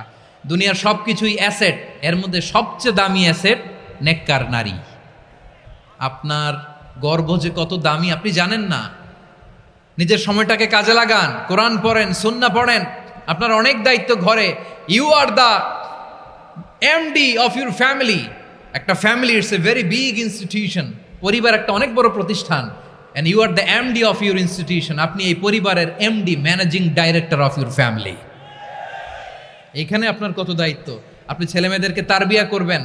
আপনি আপনার স্বামীর জন্য ঘরটারে জান্নাতের নীর বানাবেন। আপনার জন্য জান্নাতের ডুপ্লেক্স বাড়ি ওইখানে তৈরি করে রাখবে কে? আপনি যে কত দামি আপনি জানেন না। নারীদেরকে আল্লাহ বানিয়েছেন উচ্চতর করে, নিম্নতর নয়। নারীদেরকে ছোট্ট জিনিস দিলে এটার বড় করে দেয়। নারীদেরকে ভ্রূণ দিলে, শুক্রাণু দিলে নারী এটারে বাচ্চা হিসেবে উপহার দেয়, ঠিক কিনা? বিয়ের মাধ্যমে স্বামী যখন তার শুক্রাণু তার স্ত্রীকে উপহার দেয়, স্ত্রী রিটার্নে কি উপহার দেয়? ফুল ফর্ম বেবি, মানব সন্তান। দেখছেন, আপনি দিলেন একটুকুনি দিছে বিশাল। আপনি যদি নারীকে বাজার এনে দেন, নারী এটাকে সুস্বাদু খাবারে রূপান্তর করে দেয়। আপনি তাকে একটা মুচকি হাসি দিয়ে দেন, সে তার কলিজা দিয়ে দেয়। কিন্তু যদি আপনি তার মনে কষ্ট দেন, সে আপনার জীবনকে জাহান্নাম বানায়া দেয়। খবর আছে, নারীর মন বুঝতে পারলে নেয়ামত, বুঝতে না পারলে কিয়ামত, ঠিক কিনা বলেন? আমার প্রিয় বোনেরা, আপনি যে কত দামি আপনি জানেন না। জানেন না আপনি কত দামি, অনেক দামি আপনি। আপনাদেরকে যেন ভোগের সস্তা পণ্য বানাতে না পারে আপনাদেরকে সচেতন থাকতে হবে, সজাগ থাকতে হবে, কনসার্ন থাকতে হবে। শয়তানের ওই হাতছানির দিকে আর নজর দেওয়া যাবে না। তাহলে কেন আল্লাহ তাআলা এই ফাহশা অশ্লীলতাকে হারাম করলেন? 1 নাম্বার, এতে হিউম্যান ডিগনিটি কমে। 2 নাম্বার, এতে মানুষের অধিকার নষ্ট হয়। আপনি বিয়ে করেছেন এরে, পরকিয়া করেন ওর সাথে, এরকম আছে না নাই? স্ত্রীর অধিকার নষ্ট করেছেন। আপনি বিবাহ সম্পর্কে আবদ্ধ হয়েছেন তার সাথে, আপনি পরকিয়া করেন ওই ছেলের সাথে, আপনি আপনার হাজবেন্ডের সাথে বিট্রে করেছেন। এজন্য আল্লাহ অশ্লীলতাকে হারাম করেছেন। অশ্লীলতাকে হারাম করার আরেকটা কারণ হচ্ছে আল্লাহ তাআলা এই হিউম্যান জেনারেশনকে এটাকে প্রিজার্ভ করতে চায়। হিফজুন নাসল, এটা মাকাসিদুশ শরিয়ার অনেক গুরুত্বপূর্ণ একটা মাকাসিদ, অনেক গুরুত্বপূর্ণ। আপনার নাসাল, আপনার জেনারেশনকে সংরক্ষণ করা। এই যে আসতেছে ফেব্রুয়ারি, কত ফেব্রুয়ারি জানো? এটা কি বিশ্ব ভালোবাসা দিবস? হ্যাঁ, কি দিবস?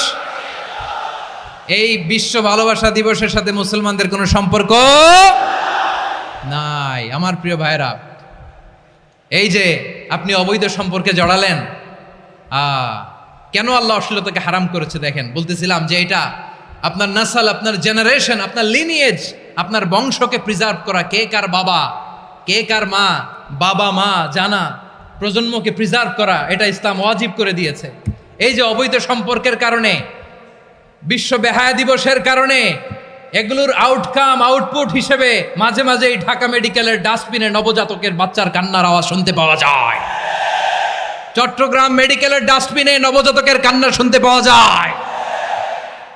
বীর চট্টলার মুসলমানেরা বুঝতে পারলে আওয়াজ করে বলেন, এই যে চট্টগ্রাম মেডিকেলে যে নবজাতকটা পাওয়া গেল, ওর বাবাকে আমাকে বলেন, ওর বাবাকে, ওর মাকে, ও কোন ফ্যামিলির সন্তান কেউ জানে?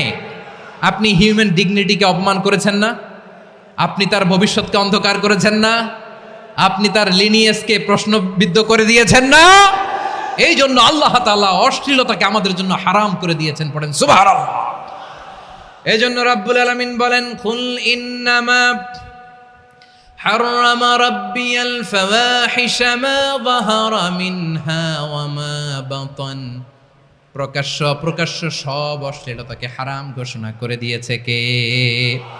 আবার দুনিয়ার বুকে যারা অশ্লীলতার প্রসার করে তাদের জন্য শাস্তি মজুদ রেখেছে কে?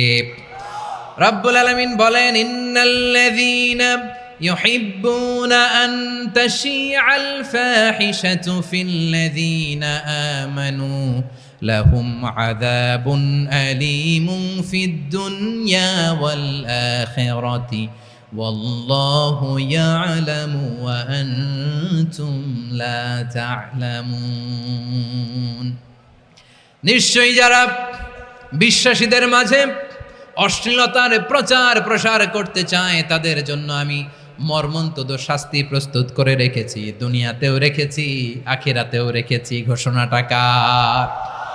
যারা এই নাটকের নামে, সিনেমার নামে, রূপালী জগতের নামে, মুভির নামে, ওটিটি প্ল্যাটফর্মের নামে আমার সমাজে অশ্লীলতা ছড়াতে চায় তাদের জন্য কঠিন মর্মন্তুদ শাস্তি মজুদ রেখে দিয়েছে কে? ও আমার বোনেরা, এখনো আপনি জাগবেন না? এখনো আপনার চিন্তার দুয়ারে এখনো নাড়া পড়ে নাই? ওরা আপনাকে উলঙ্গ বানাতে চায়, ওরা আপনাকে আইটেম গার্ল বানাতে চায়। এজন্য ইসলাম অশ্লীলতাকে হারাম করেছে। হারাম। ইসলাম বলেছে যোজন যোজন দূরে থাকো, ওরা বলে না কাছে আসো, কাছে আসার গল্প, ক্লোজ আপ ওয়ান, কাছে আসার গল্প আছে না নাই? চট্টগ্রামে তো এগুলো নাই মাশাআল্লাহ। হ্যাঁ, এখানেও আছে ক্লোজ আপ ওয়ান, কাছে আসার গল্প। আল্লাহ বলেন ওয়ালা তাকরাবুজ জিনা, কাছেও এসো না, জিনা থেকে যোজন যোজন কিলো দূরে থাকো, ওরা বলে কাছে আসার গল্প। আমার বীর চট্টলার ভাইয়েরা, কাছে আসতে হলে আমরা কোরআনের কাছে আসব, কাছে আসতে হলে নবীর কাছে আসব, কাছে আসার গল্প হবে আমার রবের কাছে আসার গল্প। চিল্লায় বলো ঠিক কিনা?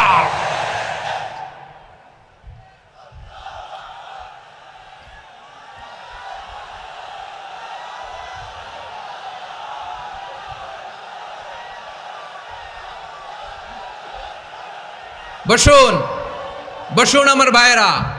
তাহলে অশ্লীলতার সাথে আমাদের কোনো সম্পর্ক? সবাই বলতে পারেননি, আওয়াজ করে বলুন, অশ্লীলতার সাথে আমাদের কোনো সম্পর্ক? আমরা এই সমস্ত ক্লোজ আপ ওয়ান, কাছে আসার গল্পের প্রোগ্রামে যাব? আমরা কোন ধরনের অশ্লীল কন্টেন্ট সোশ্যাল মিডিয়ায়, টিভিতে দেখব? কি যুগ যে আমরা কাটাচ্ছি আপনি কল্পনা করতে পারবেন না। পর্ন ইন্ডাস্ট্রি, নারী পুরুষের বস্ত্রহীন যুগল দৃশ্য, এটাকে দিয়ে ওরা কোটি ডলারের ইন্ডাস্ট্রি বানিয়েছে। পুরো মানব ইতিহাসে এরকম জঘন্য সময় মানব ইতিহাস পার করে নাই। পর্ন এটা ইন্ডাস্ট্রি হয়ে গেছে। আমাদের এই যুবকগুলো, জেনজিগুলো, ওদের চরিত্র বাঁচাবে কি করে? কেমন করে হেফাজত করবে ওদের এই মূল্যবান চরিত্র? সুস্থ পুরুষ তার বায়োলজিক্যাল গ্রোথকে হরমোন দিয়ে স্টপ করে দিয়ে সে সার্জারি করে নারী হতে চায়। সুস্থ নারী পুরুষ হতে চায়। পুরুষ পুরুষের প্রতি সেক্সুয়ালি আকর্ষণ বোধ করে। এটা লূত আলাইহিস সালামের কওমের মধ্যে ছিল। এটাকেও আল্লাহ কোরআনে ফাহিশা বলেছেন।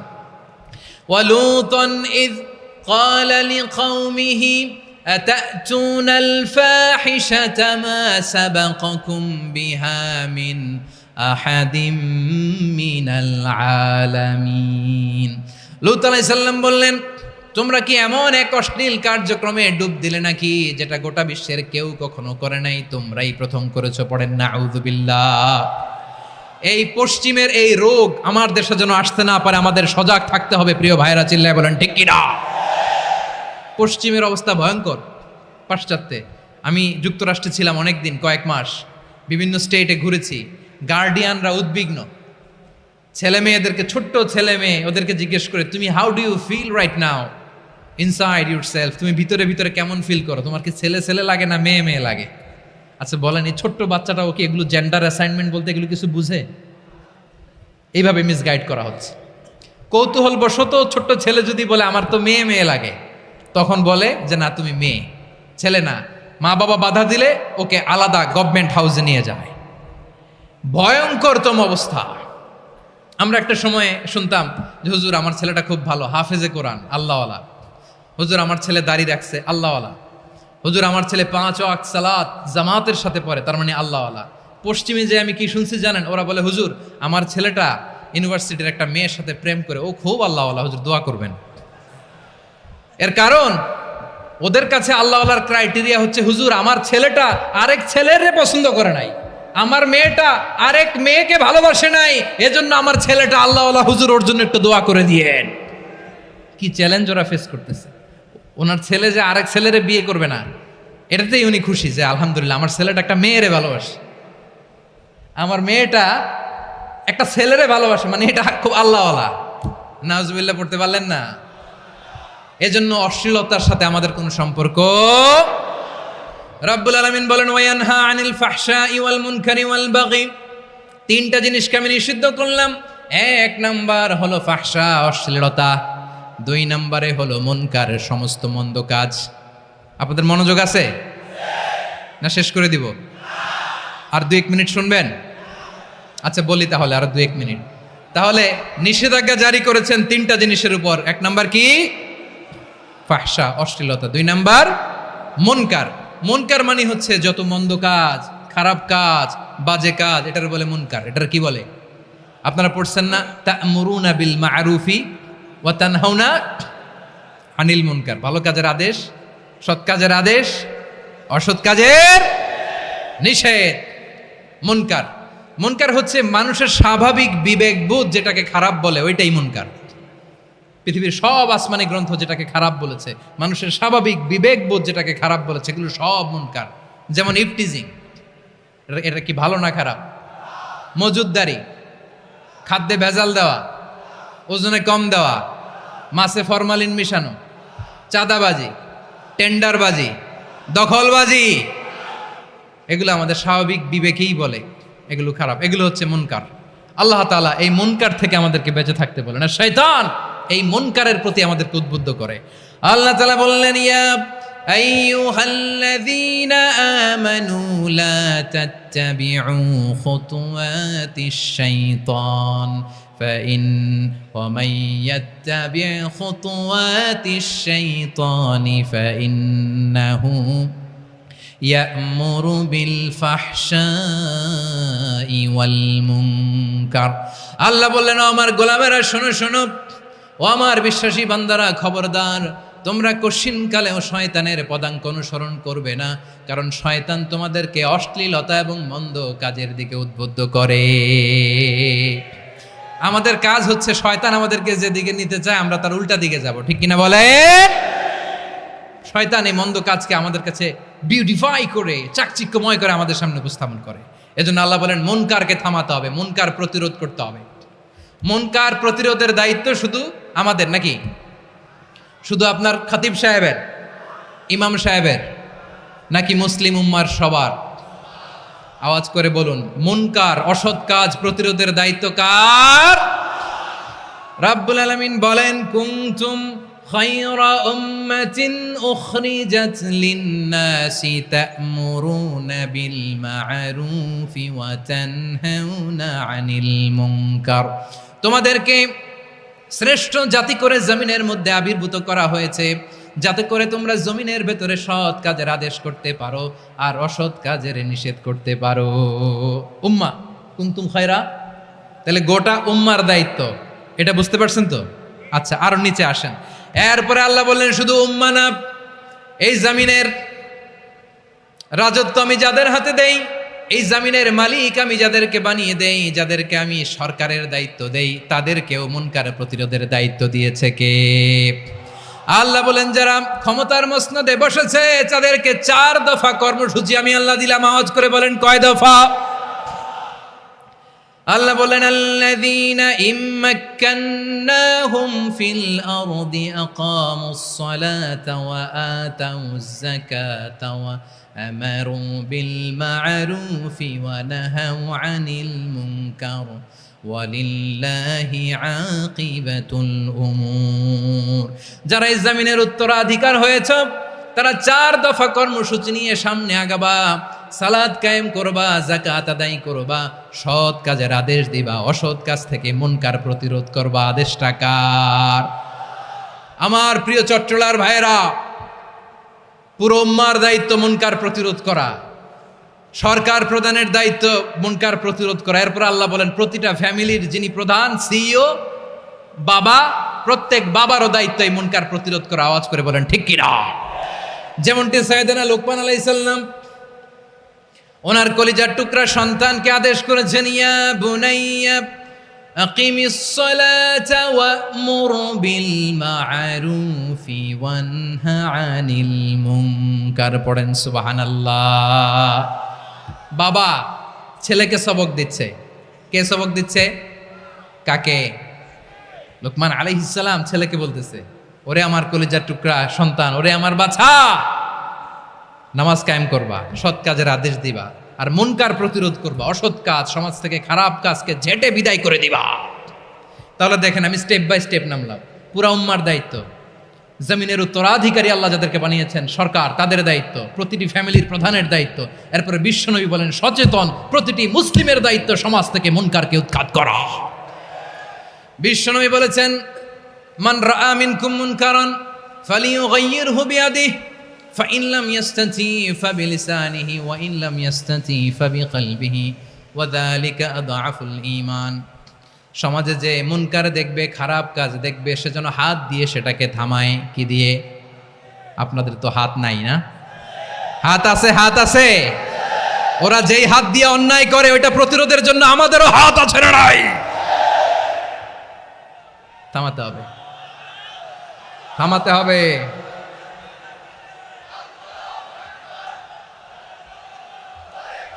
বসুন আমার প্রিয় ভাইয়েরা, ওরা ওদের যেই হাত দিয়ে টেন্ডারবাজি করে, চাঁদাবাজি করে, ইফটিজিং করে, দখলবাজি করে, যেই হাত দিয়ে, ওই মুনকার থামায় দেওয়ার জন্য আল্লাহর দেয়া আমাদেরও 2টি হাত আছে না নাই? আমাদেরও হাত আছে। থামাইতে হবে, থামাইতে হবে, হিম্মত করতে হবে। আমার প্রিয় ভাইয়েরা, না থামালে আমরাই ডুববো শেষমেশ। আমাদের বাঁচার জন্য হইলেও থামাইতে হবে। রব্বুল আলামিন বলেন ওয়াত্তাকু ফিতনাতাল লা তুসিবান্নাল্লাযীনা যালামু মিনকুম খাসসা। ও আমার গোলামেরা, ওই আযাবকে ভয় করো যে আযাব যখন আমি জমিনের বুকে পাঠাই শুধু জালেমদেরকেই মারি না, আলেমদেরকেও মারি। আযাব যখন আসে তখন শুধু জালিমই মরে না, আলেমও মরে। জানেন মুসা আলাইহিস সালামের পায়ে একবার একটা লাল পোকা কামড় দিয়েছে, লাল পিঁপড়া। লাল পিঁপড়া কামড় দিলে খুব আরাম লাগে না? কি লাগে? হ্যাঁ, জলে না? লাল একটা পিঁপড়া কামড় দিছে, তো উনি রেগে মেগে পাশি দেখে লাল পিঁপড়ার বাসা, পা দিয়ে ডলে মুছে সবগুলো পিঁপড়া মেরে ফেলছে। এই ঘটনাটা আল্লাহ ঘটিয়েছেন এজন্য মুসা আলাইহিস সালাম ছিলেন কালিমুল্লাহ, সরাসরি আল্লাহর সাথে কথা বলতেন। তিনি আল্লাহকে জিজ্ঞেস করেছিলেন, আল্লাহ তুমি যখন কোনো জনপদে আযাব পাঠাও শাস্তি দাও। ওখানকার শুধু জালেমরাই তো মরে না, ভালো মানুষগুলাও মরে। তো আযাব দিবা মুশরিকদের উপর দিবা, অবাধ্যদের উপর দিবা, ভালো মানুষগুলারে মারো কেন? আল্লাহ বললেন, মুসা তোমার যে কামড় দিছিল পায়ের মধ্যে পিঁপড়া, কয়টা পিঁপড়া? জোরে বলেন। একটা পিঁপড়া, তো সবগুলারে মারলা কেন? রেগে মেগে পুরো পিঁপড়ার বাসা ভেঙে ম্যাসাকার করলা কেন? এই মুসা, আমি যখন অ্যাকশনে যাই, আমি যখন শাস্তি দেই, তখন এত বাস বিচার করা হয় না, বাস বিচার করা যায় না। যখন অ্যাকশনে যাওয়া হয়, ওইটা ডাইরেক্ট অ্যাকশন হয়ে যায়। চিল্লায় বলো ঠিক কি না?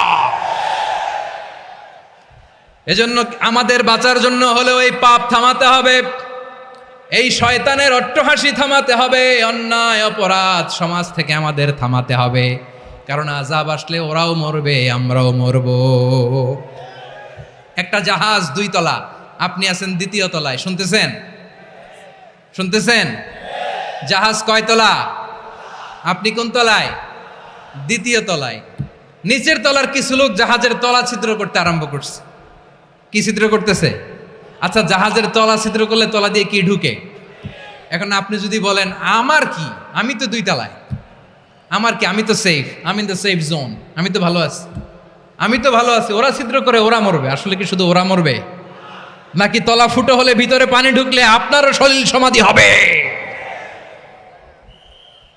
তলা দিয়ে যখন পানি ঢুকবে, জাহাজ ঢুকলে আপনিও মরবেন। এজন্য নিজে মরার আগে ওই পাগলগুলোর নিচতলায় যে থামাতে হবে। চিল্লায় বলেন ঠিক কি না? এজন্য আল্লাহ বললেন, মুনকার প্রতিরোধের দায়িত্ব সমাজের টপ টু বটম সবার। পুরো আম্মার দায়িত্ব, সরকার প্রধানের দায়িত্ব, প্রতিটি ফ্যামিলির প্রধান বাবার দায়িত্ব। বিশ্বনবী বললেন প্রতিটি সচেতন মুসলিমের দায়িত্ব। এজন্য মুনকার প্রতিরোধ করার দরকার আছে না নাই? সমাজে এই যে ইফটিজিং হয়, আপনার বোনের বয়সী একটা মেয়েকে কিছু বখাটে টিটকারি করে, এই বলে সেই বলে, নোংরা কথা বলে, রাস্তায় দেখেও আপনি পাশ দিয়ে না দেখার মতো চলে যান কেন? আপনি দাঁড়ান না কেন? আপনি দাঁড়ালেই তো থেমে যাবে। কারণ সত্যের যে শক্তি, তার সামনে মিথ্যা মুখ থুবড়ে পড়ে। আপনার সামনে ও কিছুই না, নাথিং। আপনি দাঁড়ান, ওকে প্রশ্ন করেন যে আমার বোনকে তুমি ডিস্টার্ব করো কেন?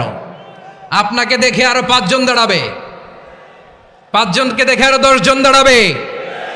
আমাদের নীরবতা আর আমাদের নিশ্চুপ থাকাই জালিমদেরকে আরো শক্তিশালী জালিম বানিয়েছে। এজন্য মুনকার প্রতিরোধের দায়িত্ব আমাদের সবার। টেন্ডারবাজি, চাঁদাবাজি, দুর্নীতি, অপরাধ, দখলদারিত্ব, মজুদদারি, এগুলো সব কিছু একসাথে প্রতিরোধ করতে হবে। ঠিক কিনা বলেন?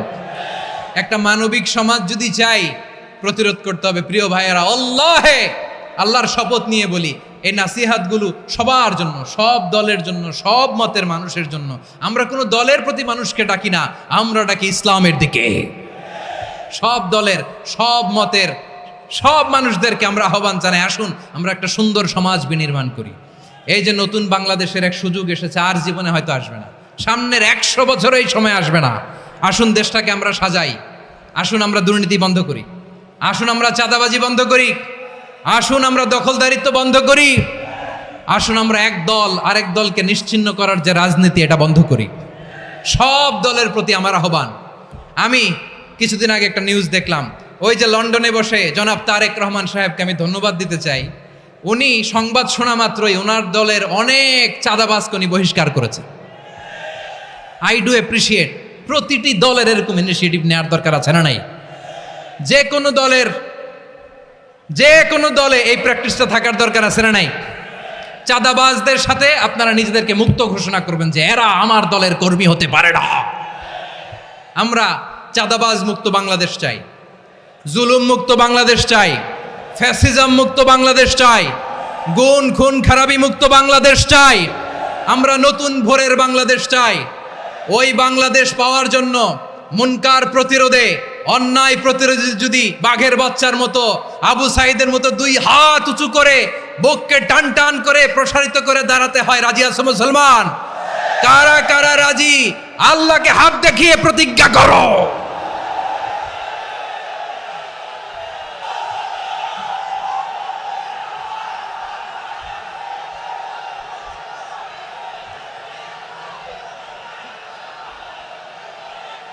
আমার প্রিয় ভাইয়েরা, বসুন বসুন আমার ভাইয়েরা।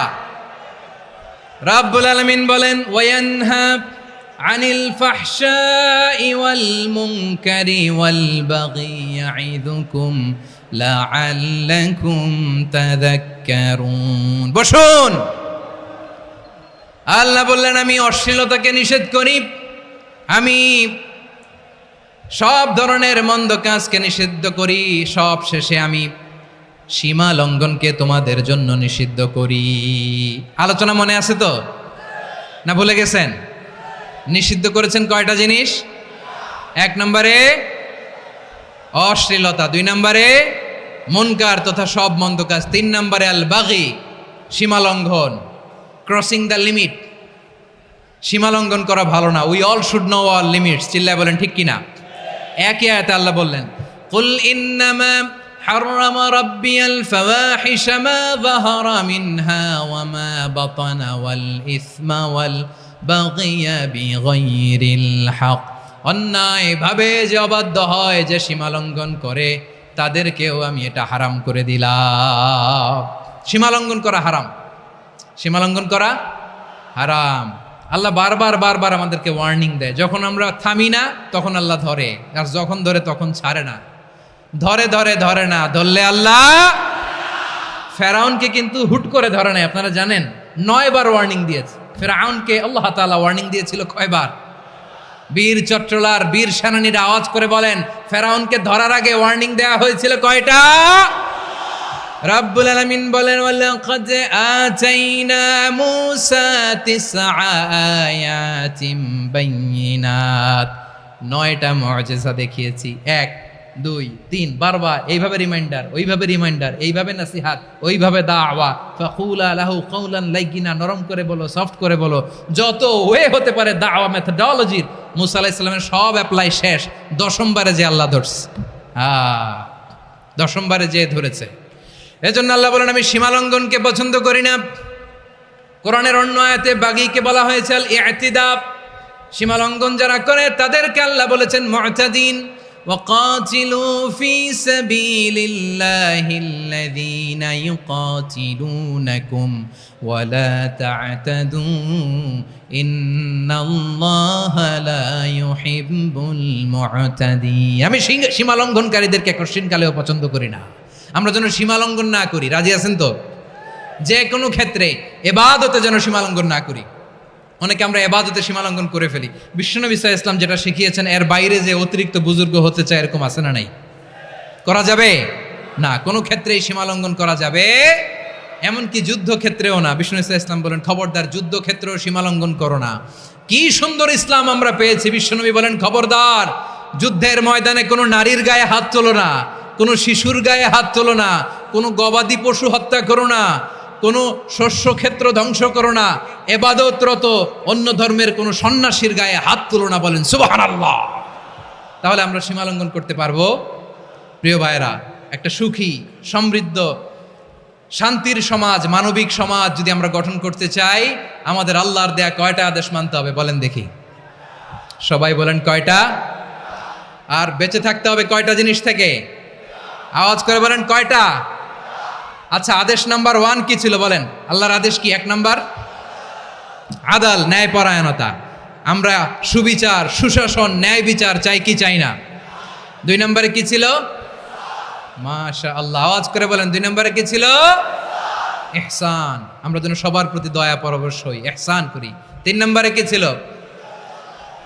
নিকটাত্মীয়দের দান করা, তাদের অধিকার প্রাপ্য বুঝিয়ে দেওয়া। পাশাপাশি 3টা জিনিস থেকে আল্লাহ বারণ করেছেন, নিষেধ করেছেন। তার প্রথমটা ফাহশা, অশ্লীলতা। অশ্লীলতার সাথে আমাদের কোনো সম্পর্ক। আজকের এই ঐতিহাসিক চট্টগ্রামের প্যারেড ময়দান থেকে আমরা যত ধরনের মা তাহারা মিনহা মা বাতান, প্রকাশ্য অপ্রকাশ্য, দৃশ্যমান অদৃশ্যমান, সব অশ্লীলতা থেকে নিজেদেরকে মুক্ত ঘোষণা করলাম। অশ্লীলতাকে আমরা না বলে দিলাম। আওয়াজ করে সবাই বলুন নো। অশ্লীলতার সাথে আমাদের কোনো সম্পর্ক। 2 নম্বর নিষেধাজ্ঞা কি ছিল? আল মুনকার, সমাজের যত মন্দ কাজ এগুলোকে আমরা প্রতিরোধ করব। রাজি আছেন তো সবাই? 3 নম্বরে আল বাগি, সীমালঙ্ঘন। কোন মুসলিম সীমালঙ্ঘন করে না, এমনকি যুদ্ধক্ষেত্রেও না। আওয়াজ করে বলেন ঠিক কি না? রাব্বুল আলামিন শেষে বললেন ইয়াইদুকুম লাআল্লাকুম তাযাক্কারুন, আল্লাহ তোমাদেরকে উপদেশ দেন যাতে তোমরা শিক্ষা গ্রহণ করো। আমরা উপদেশ দেব, আমরা জোর করে কাউরে কিছু মানাতে চাই না। লা ইকরাহা ফিদ্দিন ওয়া যাক্কির ফা ইন্না যিকরা তানফাউল মুমিনিন, উপদেশ দিলে এটা মুমিনদের কাজে দেয়। লাস্তা আলাইহিম বিমুসাইতির ইন্নামা আনতা মুযাক্কির, নবী হে আপনি রিমাইন্ডার দাতা, আপনি উপদেশ দিবেন। আমরাও বিশ্বনবীর এই হাদিসগুলো থেকে, কোরআনের আয়াত থেকে রিমাইন্ডার, এই কথামালা বাণী বাহক হিসেবে এই বাণীগুলো আপনাদের সাথে কাছে পৌঁছে দিলাম। আমরা আল্লাহ তাআলার কাছে প্রার্থনা করি, আল্লাহ আমরা যেন আদল দিয়ে আমাদের সমাজকে গঠন করতে পারি। আল্লাহ আমরা যেন ইহসান করতে পারি, আমরা যেন নিকটাত্মীয়দের দান করতে পারি। আল্লাহ যত ধরনের অশ্লীলতা, অনাচার, মন্দ কাজ, সীমালঙ্ঘন, অবাধ্যতা থেকে যেন আমরা বেঁচে থাকতে পারি। আল্লাহ তাআলা আমাদের সবাইকে কথাগুলো বোঝার ও আমল করার তৌফিক দান